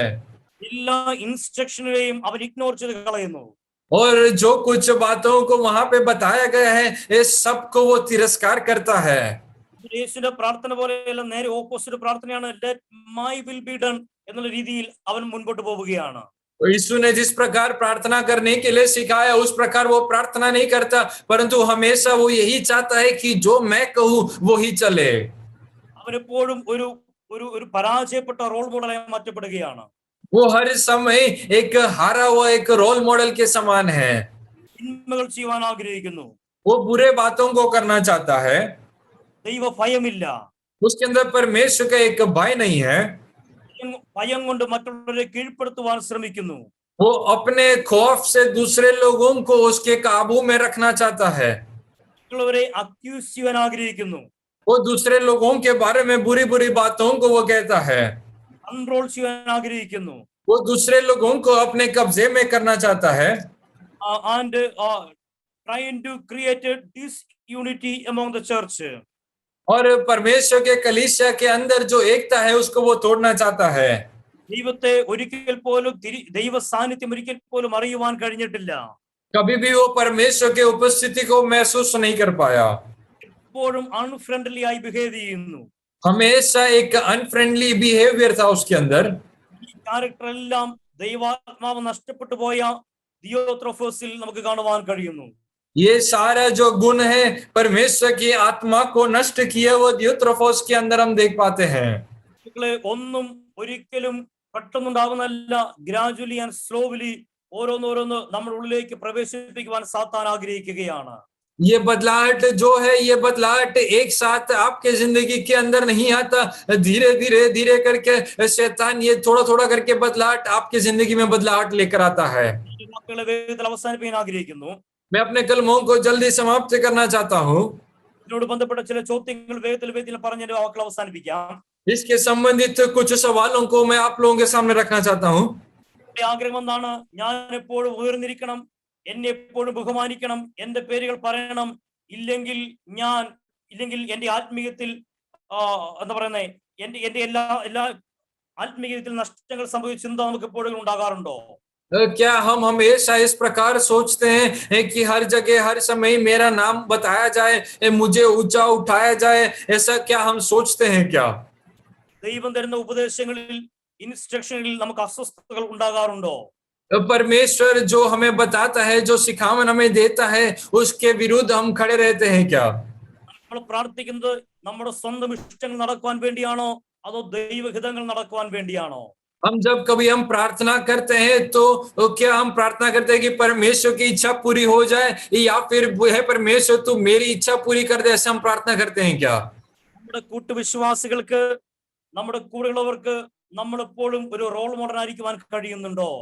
हमारे साथ में हमारे जो भाई हैं और हमारे साथ जो हमारे विश्वासीगण हैं उनके लिए क्या हम एक रोल मॉडल बनते हैं क्या? ഈ മോട്ടിവേറ്റഡ് സ്പീക്കേഴ്സ് എന്ന വാക്ക് ഞാൻ ജസ്റ്റ് യൂസ് ചെയ്യാം. എല്ലാവരും എന്നെ പോലെ ആയിരുന്നുവെങ്കിൽ എന്തായിരിക്കും ഈ ലോകത്തിന്റെ അവസ്ഥ, ഇല്ലെങ്കിൽ എന്റെ സഭയുടെ അവസ്ഥ എന്ന് നമ്മൾ ചിന്തിച്ചാൽ അറിയാം ഞാൻ നല്ലതാണോ മോശമാണോ എന്നുള്ളത്. ये जो मोटिवेशनल स्पीकर्स तो जो बोलते हैं उनका एक शब्द को मैं यहाँ पे इस्तेमाल करना चाहता हूँ। वो लोग कई बार इस प्रकार कहते हैं कि अगर सब लोग मेरे जैसे होते तो मेरे देश का नहीं तो मेरे कलीसिया का क्या हालत होता। എല്ലാവരും എന്നെ പോലെ ആയിരുന്നെങ്കിൽ നന്നായിരിക്കുമോ അതോ മോശമായിരിക്കുമോ? सब लोग अगर मेरे समान होते, मेरे जैसे होते तो क्या अच्छा होता या बुरा होता? നോക്കുക, ഇവിടെ ഈ ദിയോത്രോഫോസ് ഒരു പൂവർ റോൾ മോഡലായി മാറ്റപ്പെട്ടു പോയി. और यहाँ पे जो दियोत्रोफोस है वो एक खराब एक रोल मॉडल बन गया। സത്യത്തിൽ നടക്കുവാൻ കഴിയാതെ അധർമ്മങ്ങൾ പ്രവർത്തിക്കുന്ന ഒരു വ്യക്തിയായി മാറ്റപ്പെട്ടു. वो सच्चाई में नहीं चल पा रहा, वो बुरे बातों में वो चल रहा है। ദൈവഹിതമില്ലാത്ത വിക്കഡ് വേർഡ്സസ്, ദൈവഹിതമില്ലാത്ത അശുദ്ധ വാക്കുകൾ വായിന്ന് പുറപ്പെട്ടു വരുവാൻ തുടങ്ങി. वो परमेश्वर की इच्छा के विरुद्ध, परमेश्वर की योजना के विरुद्ध बुरी बुरी बातें उसके मुंह से निकलने लगा। ഞാൻ ഒന്നുകൂടെ ഓർപ്പിക്കാൻ ആഗ്രഹിക്കുന്നു, ലോകത്തിലെ ജനങ്ങൾ, നമ്മുടെ അയൽവക്കക്കാർ പറയുന്ന, നമ്മുടെ കൂട്ടുകാർ പറയുന്ന ഈവൻ നിസ്സാരമായ മോശം വാക്കുകൾ പോലും നമ്മൾ ഉപയോഗിക്കരുത് എന്നാണ് ദൈവത്തിന്റെ ആത്മാവ് നമ്മളെ ഉപദേശിക്കുന്നത്. मैं एक और बार आप लोगों से याद दिलाना चाहता हूँ, हो सकता है हमारे दोस्त लोग, ये हो सकता है हमारे साथ नौकरी करने वाले, ये हो सकता है हमारे आस पड़ोस के लोग जो बुरे शब्दों का, बुरे बातों का इस्तेमाल करते हैं, वो हमारे गलती से भी वो सब बातें हमारे मुंह से नहीं निकलना चाहिए। നമുക്ക് ദൈവത്തെ ഭയമുണ്ടോ? सबसे पहली बात, क्या हम परमेश्वर का भय मानते हैं क्या? നോക്കുക, നമുക്ക് ദൈവത്തെ ഭയപ്പെടുവാൻ കഴിയണം. वो देखना, हमें परमेश्वर का भय मानना जरूरी है। മറ്റുള്ളവരെ കുറ്റം വിധിക്കുന്നവരാണോ? क्या हम हमेशा दूसरों को दोषी ठहराते हैं क्या? സത്യത്തിൽ നമ്മൾ നമ്മളെ തന്നെ യഥാർത്ഥത്തിൽ കാണുവാൻ തയ്യാറായാൽ വേറെ ആരും നമുക്ക് ഒരിക്കലും കുറ്റം പറയുവാൻ കഴിയുകയില്ല. अगर सचमुच हम अपने आप को परख कर देखेंगे तो हम कभी भी दूसरों को दोषी नहीं ठहराएंगे। നമ്മൾ മറ്റുള്ളവരെ കൺട്രോൾ ചെയ്യാൻ ശ്രമിക്കുന്നവരാണോ അതോ സെൽഫ്ലെസ്ലി ദൈവത്തോട് നിൽക്കുവാൻ ആഗ്രഹിക്കുന്നവരാണോ? क्या हमेशा हर समय हम दूसरों को वो न्याय करने के लिए खड़े रहते हैं या अपने आप को हमेशा हर समय परख कर देखते हैं? ഹല്ലേലൂയ. നെക്സ്റ്റ് നമുക്ക് കാണുവാൻ കഴിയുന്നു, നമ്മുടെ വാക്കുകളാലും പ്രവൃത്തികളാലും ഐക്യതയാണോ അതോ അനൈക്യതയാണോ ഉണ്ടായി വരുന്നത്? और तीसरी बात हमें अपने आप को परख कर देखना है कि मेरे बातों से कलीसिया के अंदर एकता उत्पन्न होता है या जो एकता है उसको हम तोड़ते हैं क्या? നമ്മൾ നമ്മൾ നമ്മളിൽ നിന്ന് പുറപ്പെട്ട വരുന്ന വാക്കുകളും നമ്മുടെ സ്വഭാവവും ദൈവികമാണോ അതോ ദൈവത്തെ ഒരു നാളും അറിയാത്ത ഒരു വ്യക്തിയെ പോലെയാണോ ഞാൻ ബിഹേവ് ചെയ്യുന്നത്? हमारे स्वभाव से परमेश्वर के नाम को महिमा देते हैं या फिर जो परमेश्वर को नहीं जानते वैसे लोगों का एक स्वभाव मेरे अंदर है कि नहीं, हमें परख कर देखना है। എന്റെ സഭയിൽ, എന്റെ കൂട്ടായ്മ, എന്റെ കുടുംബത്തിൽ എനിക്ക് വളരെ ഫ്രണ്ട്ലി ആയിട്ട് ഓപ്പൺ ആയിട്ട് ദൈവാത്മാവ് വ്യക്തിയായി പെരുമാറാൻ കഴിയുന്നുണ്ടോ അതോ ഞാൻ എപ്പോഴും ഒരു അൺഫ്രണ്ട്ലി വ്യക്തിയായി മാറ്റപ്പെടുകയാണോ? परमेश्वर के उपस्थिति में, परमेश्वर के हुजूरी में और परमेश्वर की कलीसिया में एक फ्रेंडली नेचर हम रख पाते हैं है या नहीं, या फिर हमेशा एक अनफ्रेंडली नेचर के साथ हम रहते हैं क्या? കുട്ടികളെ പ്രാർത്ഥിക്കുന്നതിനെ കൊണ്ട് മാത്രമേ ദൈവത്തിന് സഭയെ പണിയുവാൻ കഴിയുകയുള്ളൂ. मुझे सुनने वाले प्रिय लोगों, प्रार्थना करने वाले एक झुंड के लोगों के साथ ही परमेश्वर अपने कलीसिया को बना पाएगा। അഭിഷേകമുള്ളവനെ കൊണ്ട് മാത്രമേ ദൈവപ്രവൃത്തികൾ ചെയ്തെടുക്കുവാൻ ദൈവത്തിന് കഴിയുകയുള്ളൂ. और जिन लोगों के ऊपर अभिषेक है, उस अभिषेक पाए हुए लोगों के द्वारा ही परमेश्वर अपने कार्यों को करेगा। ദൈവ ശബ്ദം കേൾക്കുന്നതിനെ കൊണ്ട് മാത്രമേ ദൈവത്തിന് പ്രവൃത്തികൾ ചെയ്യുവാൻ കഴിയുകയുള്ളൂ. जो परमेश्वर के वाणी को सुनता है, उनके द्वारा ही परमेश्वर को अपने कार्यों को पूरा कर सकता है। ദൈവിക ദർശനങ്ങളും ദൈവിക സ്വപ്നങ്ങളും കാണുവാൻ കഴിയുന്നതിന് മാത്രമേ ദൈവത്തിന് വേണ്ടി നിൽക്കുവാൻ കഴിയുകയുള്ളൂ.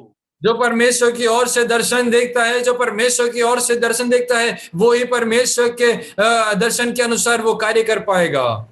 കാരണം ഒരു ആത്മികനേക്കാൾ പവർഫുള്ളായി സാത്താൻ അനാത്മികനെ ഉപയോഗിക്കാൻ ആഗ്രഹിക്കുന്നുണ്ട്. उसका कारण ये है कि एक आत्मिक जिंदगी बिताने वाले व्यक्ति से भी अधिक दुगने सामर्थ्य के साथ वो अनात्मिक व्यक्ति को वो इस्तेमाल करना चाहता है। നമ്മുടെ ആയുധങ്ങൾ എന്താണ്? അതിനെ കുറിച്ച് എന്താണ് ബൈബിൾ പഠിപ്പിക്കുന്നത്? हमारे पास जो हथियार है, वो हथियारों के बारे में परमेश्वर का वचन क्या सिखाता है? നമ്മുടെ ആയുധങ്ങൾ ജഡിക ആയുധങ്ങളല്ല.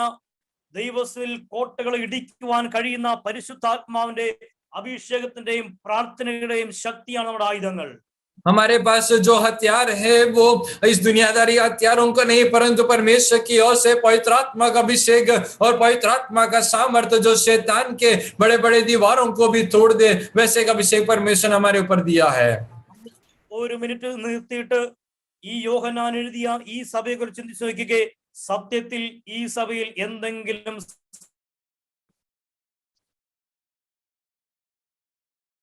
ये यूनान के बारे में लिखा गया, इससे कलीसिया, यहाँ पे जो कलीसिया के बारे में बताया गया है, ये क्या उस कलीसिया के अंदर कोई कमी घटी है या परख कर देखना है?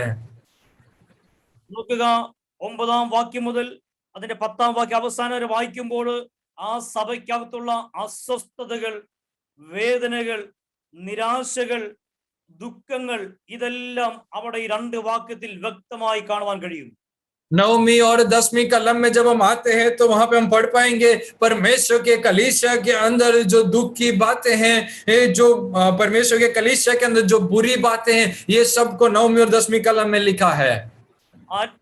ആത്മാവുള്ളവനേക്കാൾ, ആരാധിക്കുന്നതിനേക്കാൾ, പ്രാർത്ഥിക്കുന്നതിനേക്കാൾ മുകളിലായി അനാത്മികൻ കൈയിരിക്കുന്ന കാഴ്ചകൾ നമുക്കവിടെ കാണുവാൻ കഴിയുന്നു.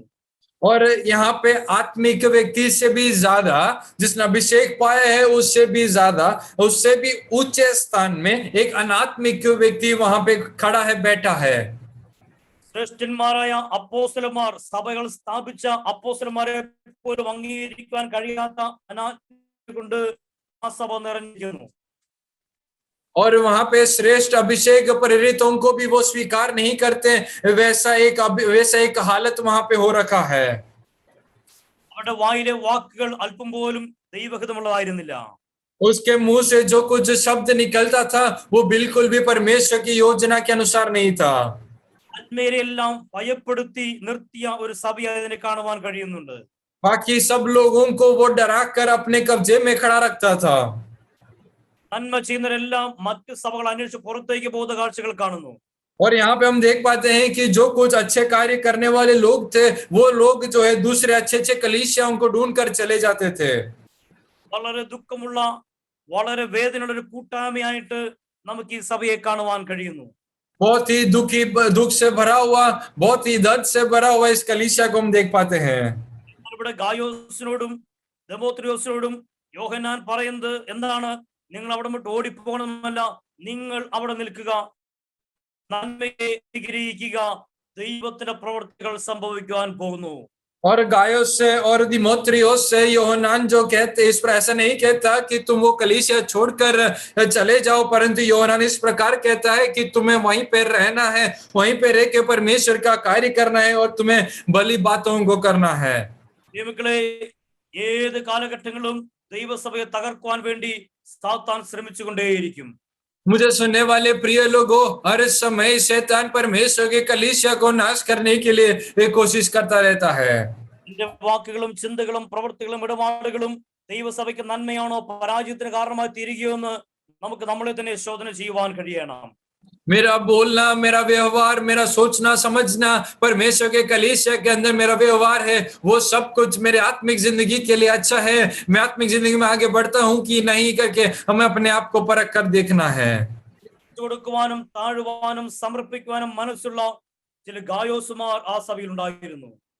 और उस कलीसिया के अंदर जिस प्रकार से लोग थे, अपने आप को नम्र करना, अपने आप को समर्पण करना और सेवा में हाजिर कुछ गायोस उस कलीसिया में थे. മറ്റുള്ളവർ എന്ത് ചെയ്യുന്നു അതൊന്നും അദ്ദേഹത്തിന്റെ വിഷയമല്ല. അദ്ദേഹത്തിന്റെ ആഗ്രഹം ദൈവത്തിന് വേണ്ടി, ദൈവിക പ്രവർത്തികൾക്ക് വേണ്ടി, ദൈവ വർക്കേഴ്സിന് വേണ്ടി നിൽക്കാന്നുള്ളത് താൻ ഹൃദയത്തിനുള്ളിൽ ചില തീരുമാനങ്ങൾ എടുത്തിരുന്നു.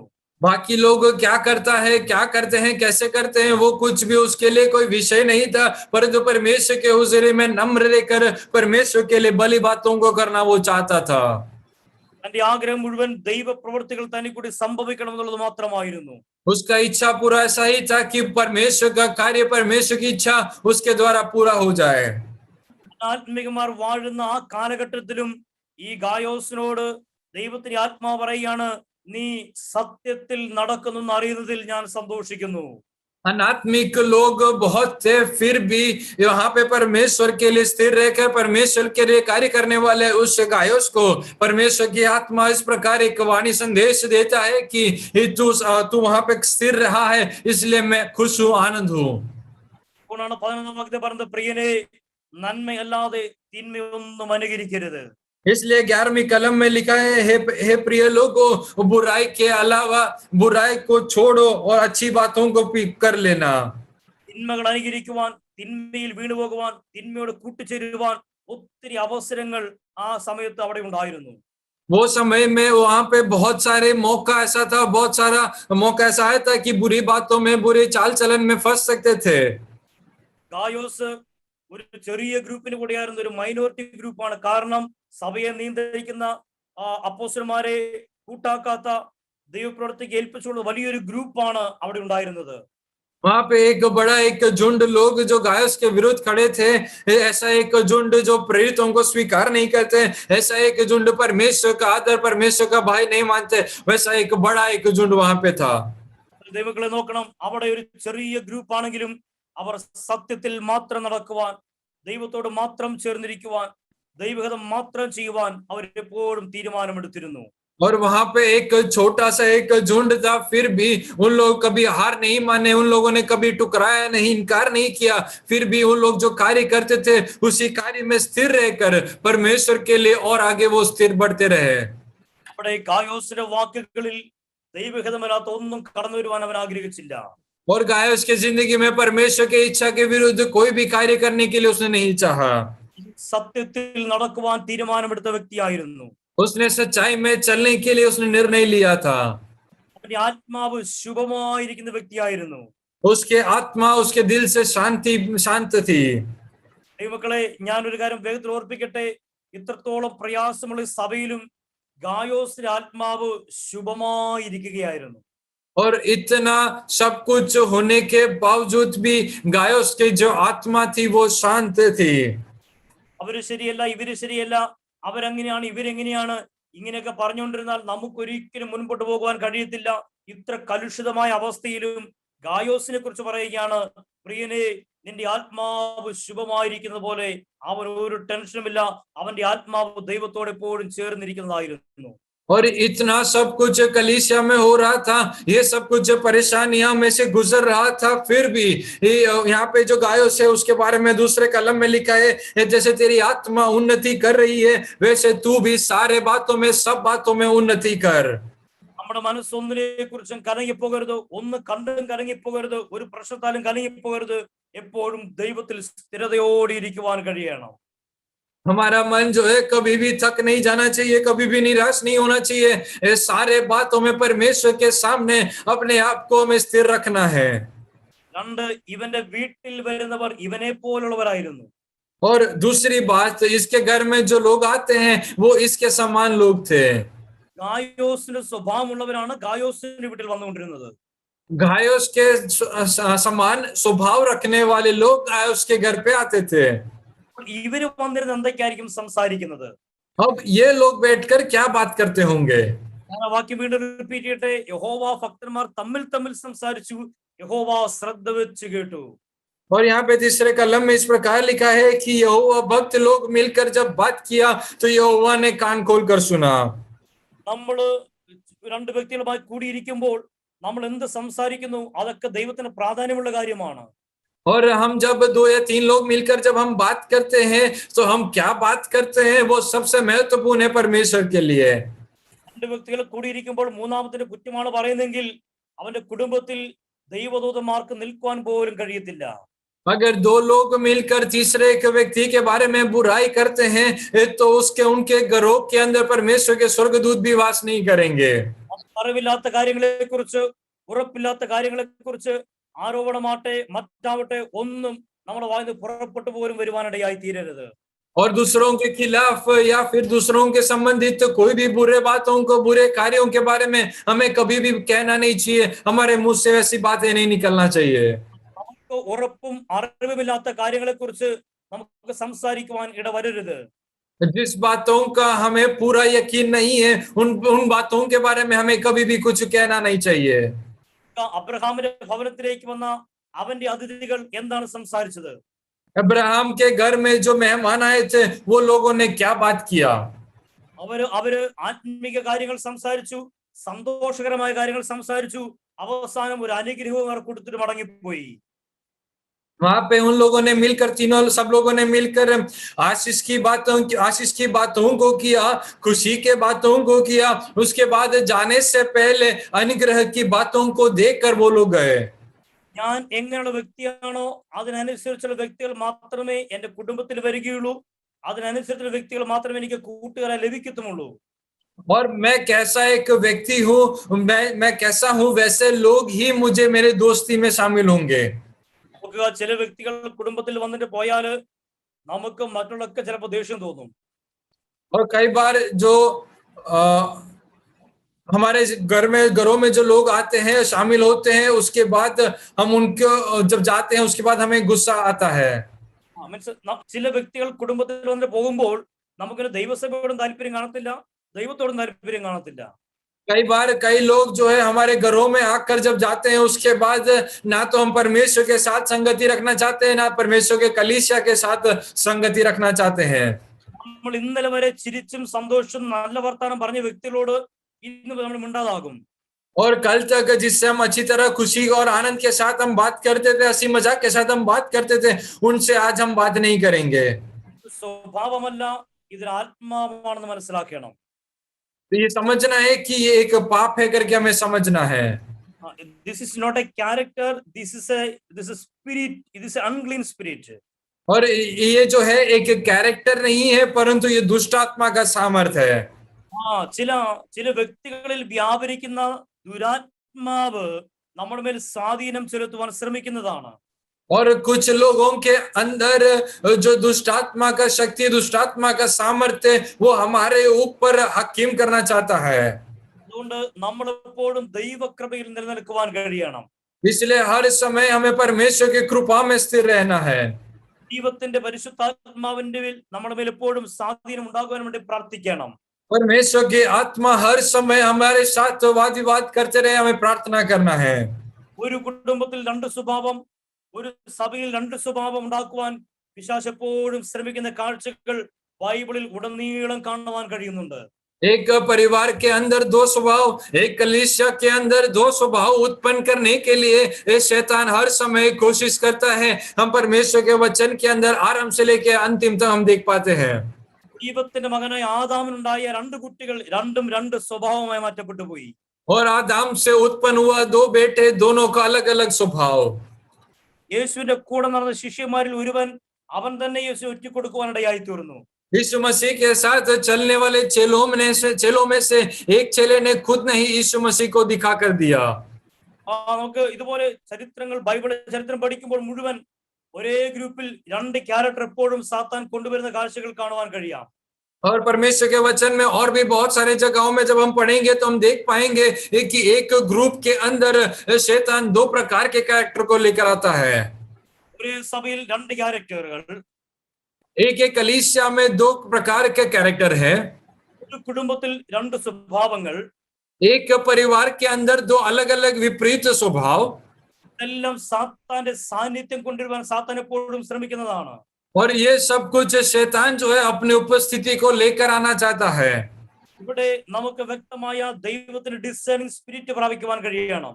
यहाँ पे परमेश्वर की ओर से परमेश्वर की आत्मा के सामर्थ्य को हमें प्राप्त करना है। ദൈവകരങ്ങളിലേക്ക് ഏൽപ്പിച്ച് ദൈവത്തിന്റെ ആത്മാവിൽ നമുക്ക് വസ്തുതകളെ തിരിച്ചറിയുവാൻ കഴിയണം. परमेश्वर की ओर से सामर्थ्य को प्राप्त कर कर परमेश्वर की ओर से क्या है करके हमें ग्रहण कर कर समझना है। ഞാൻ പോലും അറിയാതെ എന്നെ വീഴ്ത്തി കളയുവാൻ സാത്താൻ ശ്രമിക്കുമ്പോൾ ജയിപ്പാൻ ആവശ്യമായ ദൈവകൃപ എന്റെ മേൽ പകരണമേ നമുക്ക് ദൈവത്തോട് പ്രാർത്ഥിക്കണം. मेरे अनजान अवस्था में भी मुझे शैतान गिराने की अगर कोशिश करे, वहां पे परमेश्वर तू मुझे संभाल और मुझे बचा कर रख करके हम प्रार्थना करें। പതിയെ പതിയെ പതിയെ ദൈവമായിട്ടുള്ള ബന്ധങ്ങൾ നഷ്ടപ്പെട്ടു പോവുക. और धीरे धीरे धीरे होकर परमेश्वर की ओर से जो कुछ संबंध है वो सब संबंध जो है नष्ट हो जाता है। പതിയെ പതിയെ നെഗറ്റീവായ സംസാരങ്ങൾ നമ്മുടെ ജീവിതത്തിലേക്ക് കടന്നു വരിക. धीरे धीरे होकर एक नेगेटिव बातें हमारी जिंदगी में लेकर आना। പതിയെ പതിയെ ആത്മീയ കാര്യങ്ങളിലുള്ള താല്പര്യങ്ങൾ നഷ്ടപ്പെട്ടു പോവുക. धीरे धीरे होकर आत्मिक बातों में आत्मिक संगति को नष्ट करना। പതിയെ പതിയെ ലോകത്തോടുള്ള ബന്ധത്തിൽ നമ്മൾ അത് കൂടുതൽ ബന്ധങ്ങൾ ഏർപ്പെടുക. और धीरे धीरे होकर इस दुनियादारी बातों में हमें व्यस्त होना। അവസാനം ആത്മീയ കൂട്ടായ്മ കേൾക്കുമ്പോൾ തന്നെ ചില ബുദ്ധിമുട്ടുകൾ തോന്നുക. और अंतिम में जैसे ही आत्मिक संगति के बारे में कुछ हम सुनते हैं, तुरंत ही हमें कुछ महसूस होता है। ശരീരം കൊണ്ട് ദൈവത്തിനാണെങ്കിലും മനസ്സുകൊണ്ട് നമ്മൾ പലയിടത്തും അലഞ്ഞു നടക്കുന്ന അവസ്ഥയിലേക്ക് കടന്നു വരിക. और हो सकता है कि शरीर के साथ हम परमेश्वर के उजरे में बैठे होंगे, परंतु हमारा जो चिंता है, हमारा जो मन है, वो बाकी दुनियादारी बातों के पीछे हो लिए होंगे। നന്മ ചെയ്യാൻ ആഗ്രഹമുണ്ടെങ്കിലും തിന്മകൾ മാത്രം ജീവിതത്തിൽ സംഭവിച്ചുകൊണ്ടേയിരിക്കുക. हम भला कार्य को करना चाहते हैं, फिर भी बुरे कार्यों को ही करते हैं। ദൈവത്തോടുള്ള ബന്ധത്തിൽ വളരുവാൻ ആഗ്രഹമുണ്ടെങ്കിലും ഒരു പടി പോലും മുൻപോട്ട് പോകുവാൻ കഴിയാതായി തീരുക. परमेश्वर के आत्मिक जिंदगी में हम आगे बढ़ना तो चाहते हैं, परंतु हम आगे नहीं बढ़ पाते हैं। ദൈവമായിട്ടുള്ള ആ റിലേഷന്റെ സെൻസിറ്റിവിറ്റി നഷ്ടപ്പെട്ടു പോകുന്ന അവസ്ഥകൾ, परमेश्वर के साथ जो संबंध है उसका जो गहराई को हम नहीं समझ पाते। ഇവിടെല്ലാം കാണുമ്പോൾ ദൈവമക്കളെ വേഗത്തിൽ ദൈവത്തിലേക്ക് നമുക്ക് തിരിയുവാൻ കഴിയണം. ये सब कुछ हम देखेंगे तो हमें प्रिय लोगों, हमें जल्दी परमेश्वर की ओर वापस लौट कर आना है। ദൈവം നമ്മളെ അളവുകൾ കൂടാതെ തിന്മകൾ കണക്കാക്കാതെ സ്നേഹിക്കുന്ന ഒരു ദൈവമാണ്. हमारा परमेश्वर जो है हमें कोई सीमा के बिना वो हमें प्रेम करता है। ഒരു സഭയെ നശിപ്പിക്കുവാൻ, ഒരു കുടുംബത്തെ നശിപ്പിക്കുവാൻ സാത്താൻ എപ്പോഴും ഒരു വ്യക്തിയെ അല്ലെങ്കിൽ ചില വ്യക്തികളെ നോക്കിക്കൊണ്ടേയിരിക്കുകയാണ്. एक परिवार को नाश करने के लिए, नहीं तो एक कलीसिया को नाश करने के लिए शैतान हर समय कोई ना कोई व्यक्ति को अपने हाथों में लेकर इस्तेमाल करता है। അത് ഞാനായി മാറ്റപ്പെടരുതേ എന്ന് നമുക്ക് എപ്പോഴും ദൈവത്തോട് പ്രാർത്ഥിക്കുവാൻ കഴിയണം. हम हर समय ये प्रार्थना करें कि हे परमेश्वर वो व्यक्ति मैं ना बनूं करके हम प्रार्थना करें। മറ്റുള്ളവർ നമ്മളെ കണ്ട് ആത്മീയ ഉത്തേജനം പ്രാപിക്കണം. നമ്മൾ റോൾ മോഡലായി മാറ്റപ്പെടണം. दूसरे लोग हमें देखकर उनके आत्मिक जिंदगी में एक बढ़ोतरी होना चाहिए। നമ്മുടെ ലൈഫ് സ്റ്റൈലുകളും മറ്റുള്ളവർക്ക് ദൈവസന്നിധിയിൽ ആകർഷണീയമായി മാറ്റപ്പെടുവാൻ കഴിയണം. हमारा जो लाइफस्टाइल है, हम जिस प्रकार हम जीते हैं, जिस प्रकार हम बात करते हैं, वो देखकर दूसरे लोग हमारे और परमेश्वर की ओर आकर्षित होना चाहिए। ഭവനത്തിൽ കടന്നു ചെല്ലുമ്പോൾ നമ്മളുള്ള ദൈവിക സമാധാനം ആ ഭവനത്തിൽ പകരപ്പെടുവാനിടയായി തീരണം. हम जब दूसरों के घरों में जब जाएंगे, जो परमेश्वर की शांति हमारे द्वारा उस घर के अंदर होना चाहिए। ഒരു ഭവനത്തിൽ ചെല്ലുമ്പോൾ നമ്മളുള്ള ദൈവത്തിന്റെ ആത്മാവിന്റെ സമാധാനവും ദൈവകൃപയും സന്തോഷവും അവരിലേക്ക് ഇങ്ങനെ പകരപ്പെടുവാനിടയായി തീരണം. हम जब दूसरों के घरों में जाएंगे तो परमेश्वर की शांति, परमेश्वर का अनुग्रह, परमेश्वर की उपस्थिति और संगति हमारे साथ उस घर के अंदर भी होना चाहिए। പ്രാർത്ഥിക്കുമ്പോൾ ചില ദൈവിക വിടുതലുകൾ മറ്റുള്ള ജീവിതത്തിൽ സംഭവിച്ചു തുടങ്ങണം. हम जब प्रार्थना करेंगे तो जो चंगाई है वो भी दूसरे लोगों के घरों के अंदर होना चाहिए। കാലം ഞാനൊരു ഗായോസായി മാറ്റപ്പെടണമോ അതോ ഞാനൊരു ദിയോത്രഫോസായി മാറ്റപ്പെടണമോ? हम अपने आप को परख कर देखें कि क्या मैं एक गायोस बनूं या एक दियोत्रफोस बनूं। അടങ്ങി മറിയുന്ന സഭയ്ക്കുള്ളിലും ഗായോസ് ശുഭമായും സുഖമായും ആത്മനിറവോടെ ജീവിക്കാനിടയായി തീർന്നു. उटल पुटल होकर चलने वाले एक कलीसिया के अंदर भी गायों से नम्र होकर परमेश्वर के सामने परमेश्वर के लिए वो स्थिर रहा। അവന്റെ ആത്മാവ് ദൈവത്തിൽ സ്ഥിരതയോടെ നിൽക്കുന്നതായിരുന്നു.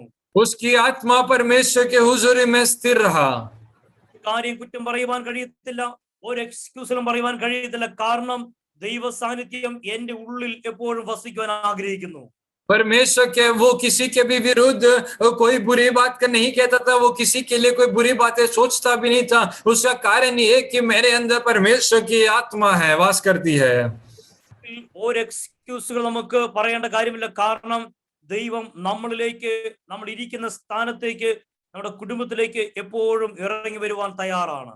कोई भी बहाना देने की जरूरत नहीं है, क्योंकि हर समय कहीं पे भी हम क्यों ना हो, कहीं पे भी कैसे भी क्यों ना हो, वहां पे परमेश्वर की आत्मा, परमेश्वर की उपस्थिति उधर आने के लिए तैयार है।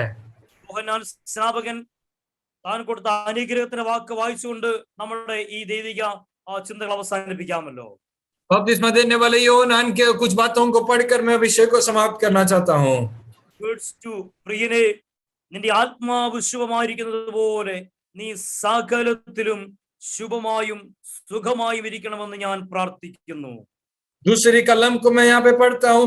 हे प्रियो, मेरी ये प्रार्थना है कि जैसे तू आत्मिक उन्नति कर रहा है, वैसे ही तू सब बातों में उन्नति कर भला चंगा रहे। വാക്യം ഇംഗ്ലീഷിൽ വായിക്കാൻ ആഗ്രഹിക്കുന്നു. Beloved, I wish above all things that thou mayest prosper and be in health, even as thy soul prospereth. കാണുവാൻ കഴിയുന്നു, നിന്റെ ആരോഗ്യം, നിന്റെ ഉയർച്ച എല്ലാം നന്നായിരിക്കണമെന്ന് ഞാൻ ആഗ്രഹിക്കുന്നു. यहाँ पे इस प्रकार लिखा है कि तू भला रहे और चंगा रहे और तू उन्नति करता रहे। അതിന്റെ അടിസ്ഥാനം എന്ന് പറയുന്നത് നിന്റെ ആത്മാവ് പ്രോസ്പറായി മാറ്റപ്പെടുന്നു, നിന്റെ ആത്മീയ ജീവിതത്തിൽ വർധനമുണ്ടാകുന്നു. അതുകൊണ്ട് സകലത്തിലും ദൈവം നിന്നെ അനുഗ്രഹിച്ചിരിക്കുന്നു. उसका नींव ये है कि तू आत्मिक जिंदगी में उन्नति पा रहा है, तू अपने जिंदगी में उन्नति पा रहा है, इसलिए परमेश्वर ने तुझे आत्मिक तौर से आशीष दे रखा है। യേശുവിന്റെ ഭവനത്തിലുണ്ടെങ്കിൽ, യേശുവിന്റെ ഉള്ളിലുണ്ടെങ്കിൽ എനിക്ക് പിന്നെ എന്തിനെ ഭയപ്പെടണം? हे प्रिय लोगों, अगर यीशु मेरे घर के अंदर है, यीशु मेरे साथ है, तो मुझे किस बात से डरना? 23-ാം സംഗീതത്തിൽ കാണുന്നല്ലോ, മരണ നിഴലിൻ താഴ്വരയിൽ കൂടെ ഞാൻ കടന്നുപോയാലും. और इस भजन संगीता में इस प्रकार लिखा है, घोर अंधकार से भरी हुई उस तराई से मैं चलूं, അവിടെയും നീ എന്നോട് കൂടിയിരിക്കുന്ന ഒരു ദൈവമാണ്. वहां पे भी तू मेरे साथ रहने वाला मेरा परमेश्वर है। ദുഃഖങ്ങളോ വേദനകളോ നഷ്ടങ്ങളോ പ്രയാസങ്ങളൊക്കെ ജീവിതത്തിൽ കടന്നു വരാം. പക്ഷേ ഈ ദൈവം നമ്മളെ ഒരു നാളും കൈവിടുകയില്ല, അനുഗ്രഹിക്കും, കൂടെ നടക്കും, നമ്മളെ ഉയർത്തുവാനും മാനിക്കുവാനും ഇടയായി തീരും. हो सकता है आपकी जिंदगी में दुख, मुसीबत और दर्द हो सकता है, आ सकता है, परंतु कहीं पे भी परमेश्वर आपको नहीं छोड़ेगा। आपके हर अवस्था में परमेश्वर आपके साथ रहेगा। ചുറ്റും മരണത്തിന്റെ വാർത്തകൾ, വേദനയുടെ വാർത്തകൾ, വേർപാടിന്റെ വാർത്തകളൊക്കെ കേൾക്കുമ്പോഴും നമുക്ക് ദൈവത്തെ മുറുകെ പിടിച്ച് തന്നെ നിൽക്കുവാൻ കഴിയണം. हमारे चारों तरफ जब मृत्यु की बातें, जब दुख की बातें हम सुनते हैं, तो परमेश्वर के वचन में स्थिर रहकर परमेश्वर के लिए हमें स्थिर रहना है। കാരണം ഈ ലോകമല്ല നമ്മുടെ സ്ഥിരമായ ലോകം. നമ്മൾ മറ്റൊരു ലോകത്തിലേക്കുള്ള യാത്രയിലെ യാത്രികർ മാത്രമാണ്. उसका कारण ये है कि ये दुनिया हमारे लिए अंत नहीं है, हम एक दूसरे दुनिया के लिए जा रहे हैं, हम इस दुनिया में एक मुसाफिर है। അങ്ങനെ ചിന്തിക്കാണ്ട് എത്രയോ വലിയ സന്തോഷമാണ് സ്വർഗത്തിൽ ചെല്ലുമ്പോൾ അബ്രഹാമിനെ കാണാൻ പറ്റും, മോശയെ കാണാൻ പറ്റും, ദാവീദിനെ കാണുവാൻ പറ്റും, ഒരുപാട് ഭക്തന്മാരെ കാണുവാനും അവരോടൊക്കെ ഒന്ന് സംസാരിക്കാൻ പറ്റുന്നതും അവർ അനുഭവങ്ങൾ കേൾക്കാൻ പറ്റുന്നതൊക്കെ എത്ര രസകരമായ കാര്യമായിരിക്കും. हमारे जिंदगी में एक बहुत बड़ी खुश की बात यह है कि हम जब स्वर्ग में पहुंचेंगे तो वहां पे हम अब्राहम को, मूसा को और बड़े बड़े दाऊद लोग, ऐसे बड़े बड़े लोगों को वहां पे देख पाएंगे और उनके अनुभव को हम सुन पाएंगे। यही हमारी जिंदगी में बहुत बड़ी खुशी और आनंद की बात है। ചോദിക്കാൻ കഴിയണം, എബ്രായ ബാലന്മാരെയൊക്കെ കാണുമ്പോൾ സത്യത്തിൽ ആ കുഴിയിൽ വീണപ്പോൾ എന്താ സംഭവിച്ചത്, അവരൊക്കെ ഒന്ന് സംസാരിക്കാൻ കഴിയണം നമുക്ക്. इब्राहिम बालक लोग जब उनको आग के पट्टी में डाला गया था तो उनको जिंदगी में क्या हुआ, ये सब हम उनसे बात करेंगे, उनसे सुनेंगे। ബൈബിളിലെ ഭക്തന്മാരെ ഫേസ് ടു ഫേസ് നേരിട്ട് കാണുകയും അവരോട് സംസാരിക്കുകയും ചെയ്യുന്ന അവസ്ഥകളൊക്കെ എത്ര അത്ഭുതകരവും സന്തോഷകരവുമാണ്. परमेश्वर के वचन में जो लिखा गया, जो भक्तों का नाम है, उन भक्तों के बारे में वहां पे जाकर उनके मुंह के मुंह देखना और उनसे बात करना कितनी खुशी और आनंद की बात है। പക്ഷെ നമ്മുടെ പ്രശ്നം ദൈവമുണ്ടോ എന്ന് പോലും പലപ്പോഴും നമുക്ക് സംശയമാണ്. कई बार हमारा समस्या ये है कि हम अपने आप के अंदर बैठकर हम संकोचित होते हैं कि क्या सचमुच परमेश्वर है या नहीं। ചിലപ്പോൾ നമുക്ക് ഇതെല്ലാം വെറും കഥകൾ പോലെ തോന്നിപ്പോവുകയാണ്. कई बार हम इन सारे बातों को एक कहानी के रूप में हम ग्रहण करते हैं। ദൈവമക്കൾ ഒരു വാക്ക് പറഞ്ഞ് ഞാൻ വചനശുശ്രൂഷ അവസാനിപ്പിക്കട്ടെ. ബൈബിൾ എന്ത് പറഞ്ഞവോ അതിനെ മാത്രമാണ് ഈ ലോകം ഇപ്പോൾ ഫോളോ ചെയ്തുകൊണ്ടേയിരിക്കുന്നത്. हे प्रिय लोगों, जो कुछ परमेश्वर का वचन कहता है, पवित्र शास्त्र कहता है, ये दुनिया अभी उसके पीछे चल रही है। തിരുവചനം എഴുതിയതിന്റെ ഒരു വള്ളിയും പുള്ളിയും ഇതുവരെയും തെറ്റിയിട്ടില്ല. परमेश्वर के वचन के अंदर जो कुछ लिखा है उसमें से एक भी अक्षर इधर या उधर नहीं हुआ है। ബൈബിളിലെ ഒരു ചരിത്രം പോലും തെറ്റെന്ന് ശാസ്ത്രജ്ഞന്മാർക്ക് തെളിയിക്കുവാൻ കഴിഞ്ഞിട്ടില്ല. परमेश्वर के वचन के अंदर जो बातें लिखी गई है, इतिहास लिखी गई है, आज तक जो है वैज्ञानिक लोगों ने उसको गलत साबित नहीं किया है। ആയിരക്കണക്കിന് വർഷങ്ങൾക്ക് മുമ്പ് എഴുതിയ ബൈബിളിലെ ചരിത്രങ്ങൾ പലതും ഇപ്പോഴും ആർക്കിയോളജിസ്റ്റുകൾ ഭൂമിയിൽ നിന്ന് കണ്ടെടുത്തുകൊണ്ടേയിരിക്കുകയാണ്. हजारों साल पहले लिखी गई परमेश्वर के वचन के अंदर की जो बातें हैं, आज भी आर्कियोलॉजिस्ट लोग जो है वो ढूंढ निकाल रहे हैं। ബൈബിൾ പറഞ്ഞത് ഇതുവരെയും സംഭവിച്ചു, ഇനിയുള്ള ദിവസങ്ങളും ഇത് തന്നെ സംഭവിക്കാനിടയായിത്തീരും. अभी तक जो चलता आया है वो परमेश्वर के वचन के अंदर लिखा है और आगे भी जो होने वाला है वो परमेश्वर के वचन के अंदर जो लिखा है वही होगा। ഈ വൈറസിനെ കണ്ടൊരിക്കലും ഭയപ്പെടരുത്. इस वायरस को देखकर हमें कभी डरने की आवश्यकता नहीं। വലിയ വൈറസുകളാണ്, അറ്റാക്കുകളുമാണ് ഇനിയും വരുവാൻ പോകുന്നത്. हो सकता है इससे भी बड़ा एक वायरस, इससे भी बड़ा सामर्थ्य आने वाले दिनों में हो सकता है। പറയുന്നു, അവർ നിൽക്കുമ്പോൾ തന്നെ അവർ കണ്ണുകൾ അവർ തടത്തിൽ അഴുകി വീഴുവാനിടയായിത്തീരും. परमेश्वर का वचन इस प्रकार हमें बताता है कि वो जब खड़े रहते हैं उसी समय उनका आंख जो है पिघल कर निकल कर गिर जाएगा। ന്യൂക്ലിയർ ആയുധങ്ങളുടെയും ന്യൂക്ലിയർ വാറിന്റെയും കാലഘട്ടത്തിലേക്ക് നമ്മൾ എത്തിച്ചേർന്നുകൊണ്ടേയിരിക്കുകയാണ്.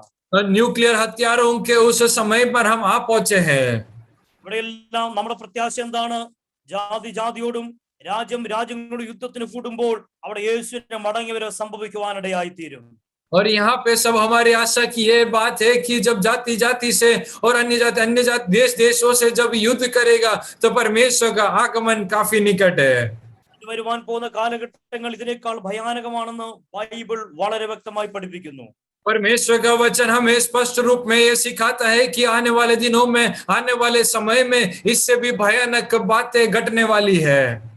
സമയം ലഭിക്കുമ്പോൾ സക്കറിയ പ്രവചനം ചാപ്റ്റർ 14 ഒന്ന് വായിച്ചു നോക്കണം. अगर आपके पास समय मिले तो सकरिया की किताब 14वीं अध्याय आप पढ़कर देखना। ദിവസങ്ങളിൽ നടക്കുവാൻ പോകുന്ന സംഭവങ്ങളെ കുറിച്ചൊക്കെ വളരെ വ്യക്തമായ പ്രവചനങ്ങൾ അവിടെ എഴുതി വെച്ചിരിക്കുകയാണ്. इन दिनों में नहीं तो आने वाले समय में जो कुछ बातें होने वाली है, जो कुछ हो रहा है, उनके बारे में स्पष्ट रूप में वहां पे लिखा गया है। നമ്മൾ ധ്യാനിക്കുന്ന, നമ്മൾ കൊണ്ടു നടക്കുന്ന ഈ വചനം സത്യമാണ് നമ്മൾ തിരിച്ചറിയണം. हम इस वचन, जिस वचन को हम लेकर चल फिर रहे हैं, ये एक सच्चा एक वचन है करके हमें समझना है। യേശുവിന്റെ മടങ്ങിവരവ് സത്യമാണ് നമ്മൾ തിരിച്ചറിയണം. यीशु मसीह का दोबारा आगमन सचमुच है करके हमें समझना है।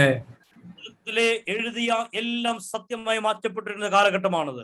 और ऐसा एक समय में आप पहुंचे हैं जहाँ पे परमेश्वर के वचन के अंदर जो कुछ लिखा है ये सब कुछ सच्चाई में बदलने वाला है। ദിവസത്തിനിടയ്ക്ക് നമുക്ക് ഒന്നിച്ച് ദൈവത്തോട് ഇന്ന് പകൽ പ്രാർത്ഥിക്കാമല്ലോ. हम परमेश्वर के सामने अपने आंखों को बंद करें, हम प्रार्थना करें। എല്ലാം കാണുമ്പോൾ നമ്മുടെ തലകളെ ഉയർത്തി നോക്കുവാനിടയാവട്ടെ. हम इन सारे बातों को जब हम देखेंगे तो हम अपने सरों को उठाकर हम उच्च स्वर्ग की ओर देखें। ഒരു വരവ് വാതിൽക്കൽ ആയിരിക്കുന്നു. प्रभु यीशु मसीह का दोबारा आगमन काफी निकट है। നമ്മുടെ मुंबे മരിച്ചു പോകുന്ന ഭക്തന്മാരെന്നോ അവരുടെ ജീവൻ നഷ്ടമല്ല, അവർ ഭാഗ്യകരമായ പ്രത്യാശയിലേക്ക് അവർ പ്രവേശിക്കുക മാത്രമാണ് ചെയ്യുന്നത്. हमसे पहले मर गए हुए जो भक्त लोग हैं उनके जिंदगी में एक दुर्घटना नहीं है, परंतु उनके भाग्य उस देश की ओर वो हमसे पहले जल्दी चले गए। ദൈവം തന്നെ സ്നേഹിക്കുന്നവർക്ക് വേണ്ടി ഉണ്ടാക്കിയ മഹാസന്തോഷത്തിലേക്ക് ദൈവം നമുക്ക് മുമ്പായി അവരെ ചേർത്തുകൊണ്ടേയിരിക്കുകയാണ്. परमेश्वर ने जो खुशी का स्थान बना कर रखा है उस खुशी के स्थान में हमसे भी पहले परमेश्वर ने उनको बुलाकर अलग कर दिया। അവരുടെ പിന്നാലെ സ്വർഗരാജ്യത്തിലേക്ക് യാത്ര ചെയ്തുകൊണ്ടേയിരിക്കുകയാണ്. हम भी उनके पीछे स्वर्ग के उस राज्य की ओर जाने के लिए हम भी यात्रा कर रहे हैं। എന്റെ ചെറിയ ജീവിതം കൊണ്ട് അങ്ങേ പ്രസാദിപ്പിക്കുവാൻ എന്നെ സഹായിക്കണമേ നമുക്ക് ദൈവത്തോട് പ്രാർത്ഥിക്കാം. हम परमेश्वर से प्रार्थना करें, हे परमेश्वर तू मेरे इस छोटे जिंदगी से तेरे को प्रसन्न कर कर जीने के लिए तू मुझे तैयार कर।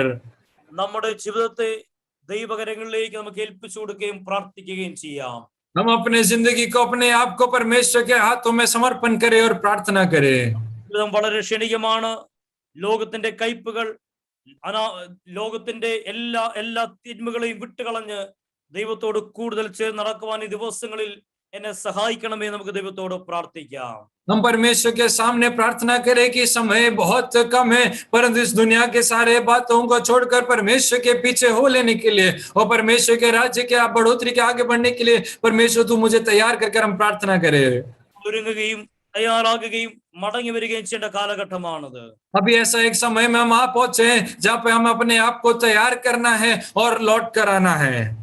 നമ്മുടെ ചുറ്റുപാടും അനേകർ മരിച്ചു വീഴുമ്പോൾ, അനേകർ ഒന്നിച്ച് കത്തിച്ച് അവരെ ദഹനങ്ങൾ നടക്കുമ്പോൾ ഇതെല്ലാം കണ്ട് നമ്മുടെ ഹൃദയം കല്ലുപോലാകരുത്, മറിച്ച് ഇതെല്ലാം കണ്ട് ഉരുകുന്നൊരു ഹൃദയം ദൈവമേ എനിക്ക് തരണമേ നമുക്ക് ദൈവത്തോട് പ്രാർത്ഥിക്കാം.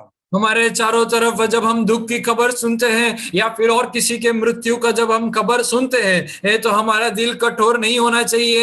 हम अंदर ही अंदर मन को पिघला कर परमेश्वर के सामने अपने आप को नम्र कर हम प्रार्थना करें। രാജ്യത്തിന് വേണ്ടി, എന്റെ ചുറ്റുപാടുകൾക്ക് വേണ്ടി, എന്റെ കുടുംബത്തിന് വേണ്ടി, എന്റെ സഭയ്ക്ക് വേണ്ടി അധികം എരിവോടെ പ്രാർത്ഥിക്കുവാൻ എന്നെ സഹായിക്കണമേ എന്ന് നമുക്ക് ദൈവത്തോട് പ്രാർത്ഥിക്കാം ദിവസങ്ങളിൽ. हम पर इन दिनों में परमेश्वर के सामने प्रार्थना करें, परमेश्वर मेरे चारों तरफ जो हो रही बातें हो रही है मेरे देश के लिए, मेरे कलीसिया के लिए अपने आप को समर्पण करके हम प्रार्थना करें। ദൈവത്തിലേക്ക് പൂർണ്ണമായും ഒരിക്കൽ കൂടെ മടങ്ങി വരാം. हम परमेश्वर के पास पूरी तौर से वापस लौट कर आए। ഇതാകുന്നു രക്ഷാ ദിവസം, ഇതാകുന്നു സുപ്രസാദ കാലം. ये है उद्धार का एक दिन और ये एक अच्छा एक समय है। ഈ അവസരങ്ങൾ നമ്മൾ നഷ്ടപ്പെട്ട് കളഞ്ഞാൽ നമ്മുടെ ഹൃദയം വീണ്ടും കഠിനമായി പോകും, മടങ്ങി വരുവാൻ കഴിയാതെ പോകും, കയ്യിനെ പോലെ നമ്മൾ നഷ്ടപ്പെട്ടവരായി മാറ്റപ്പെടും. ये एक अच्छा एक मौका परमेश्वर ने हमें दिया है। अगर ये एक इतना अच्छा एक मौका अगर हम गवा देंगे तो हमारे पास और कोई मार्ग नहीं होगा, रास्ता नहीं होगा।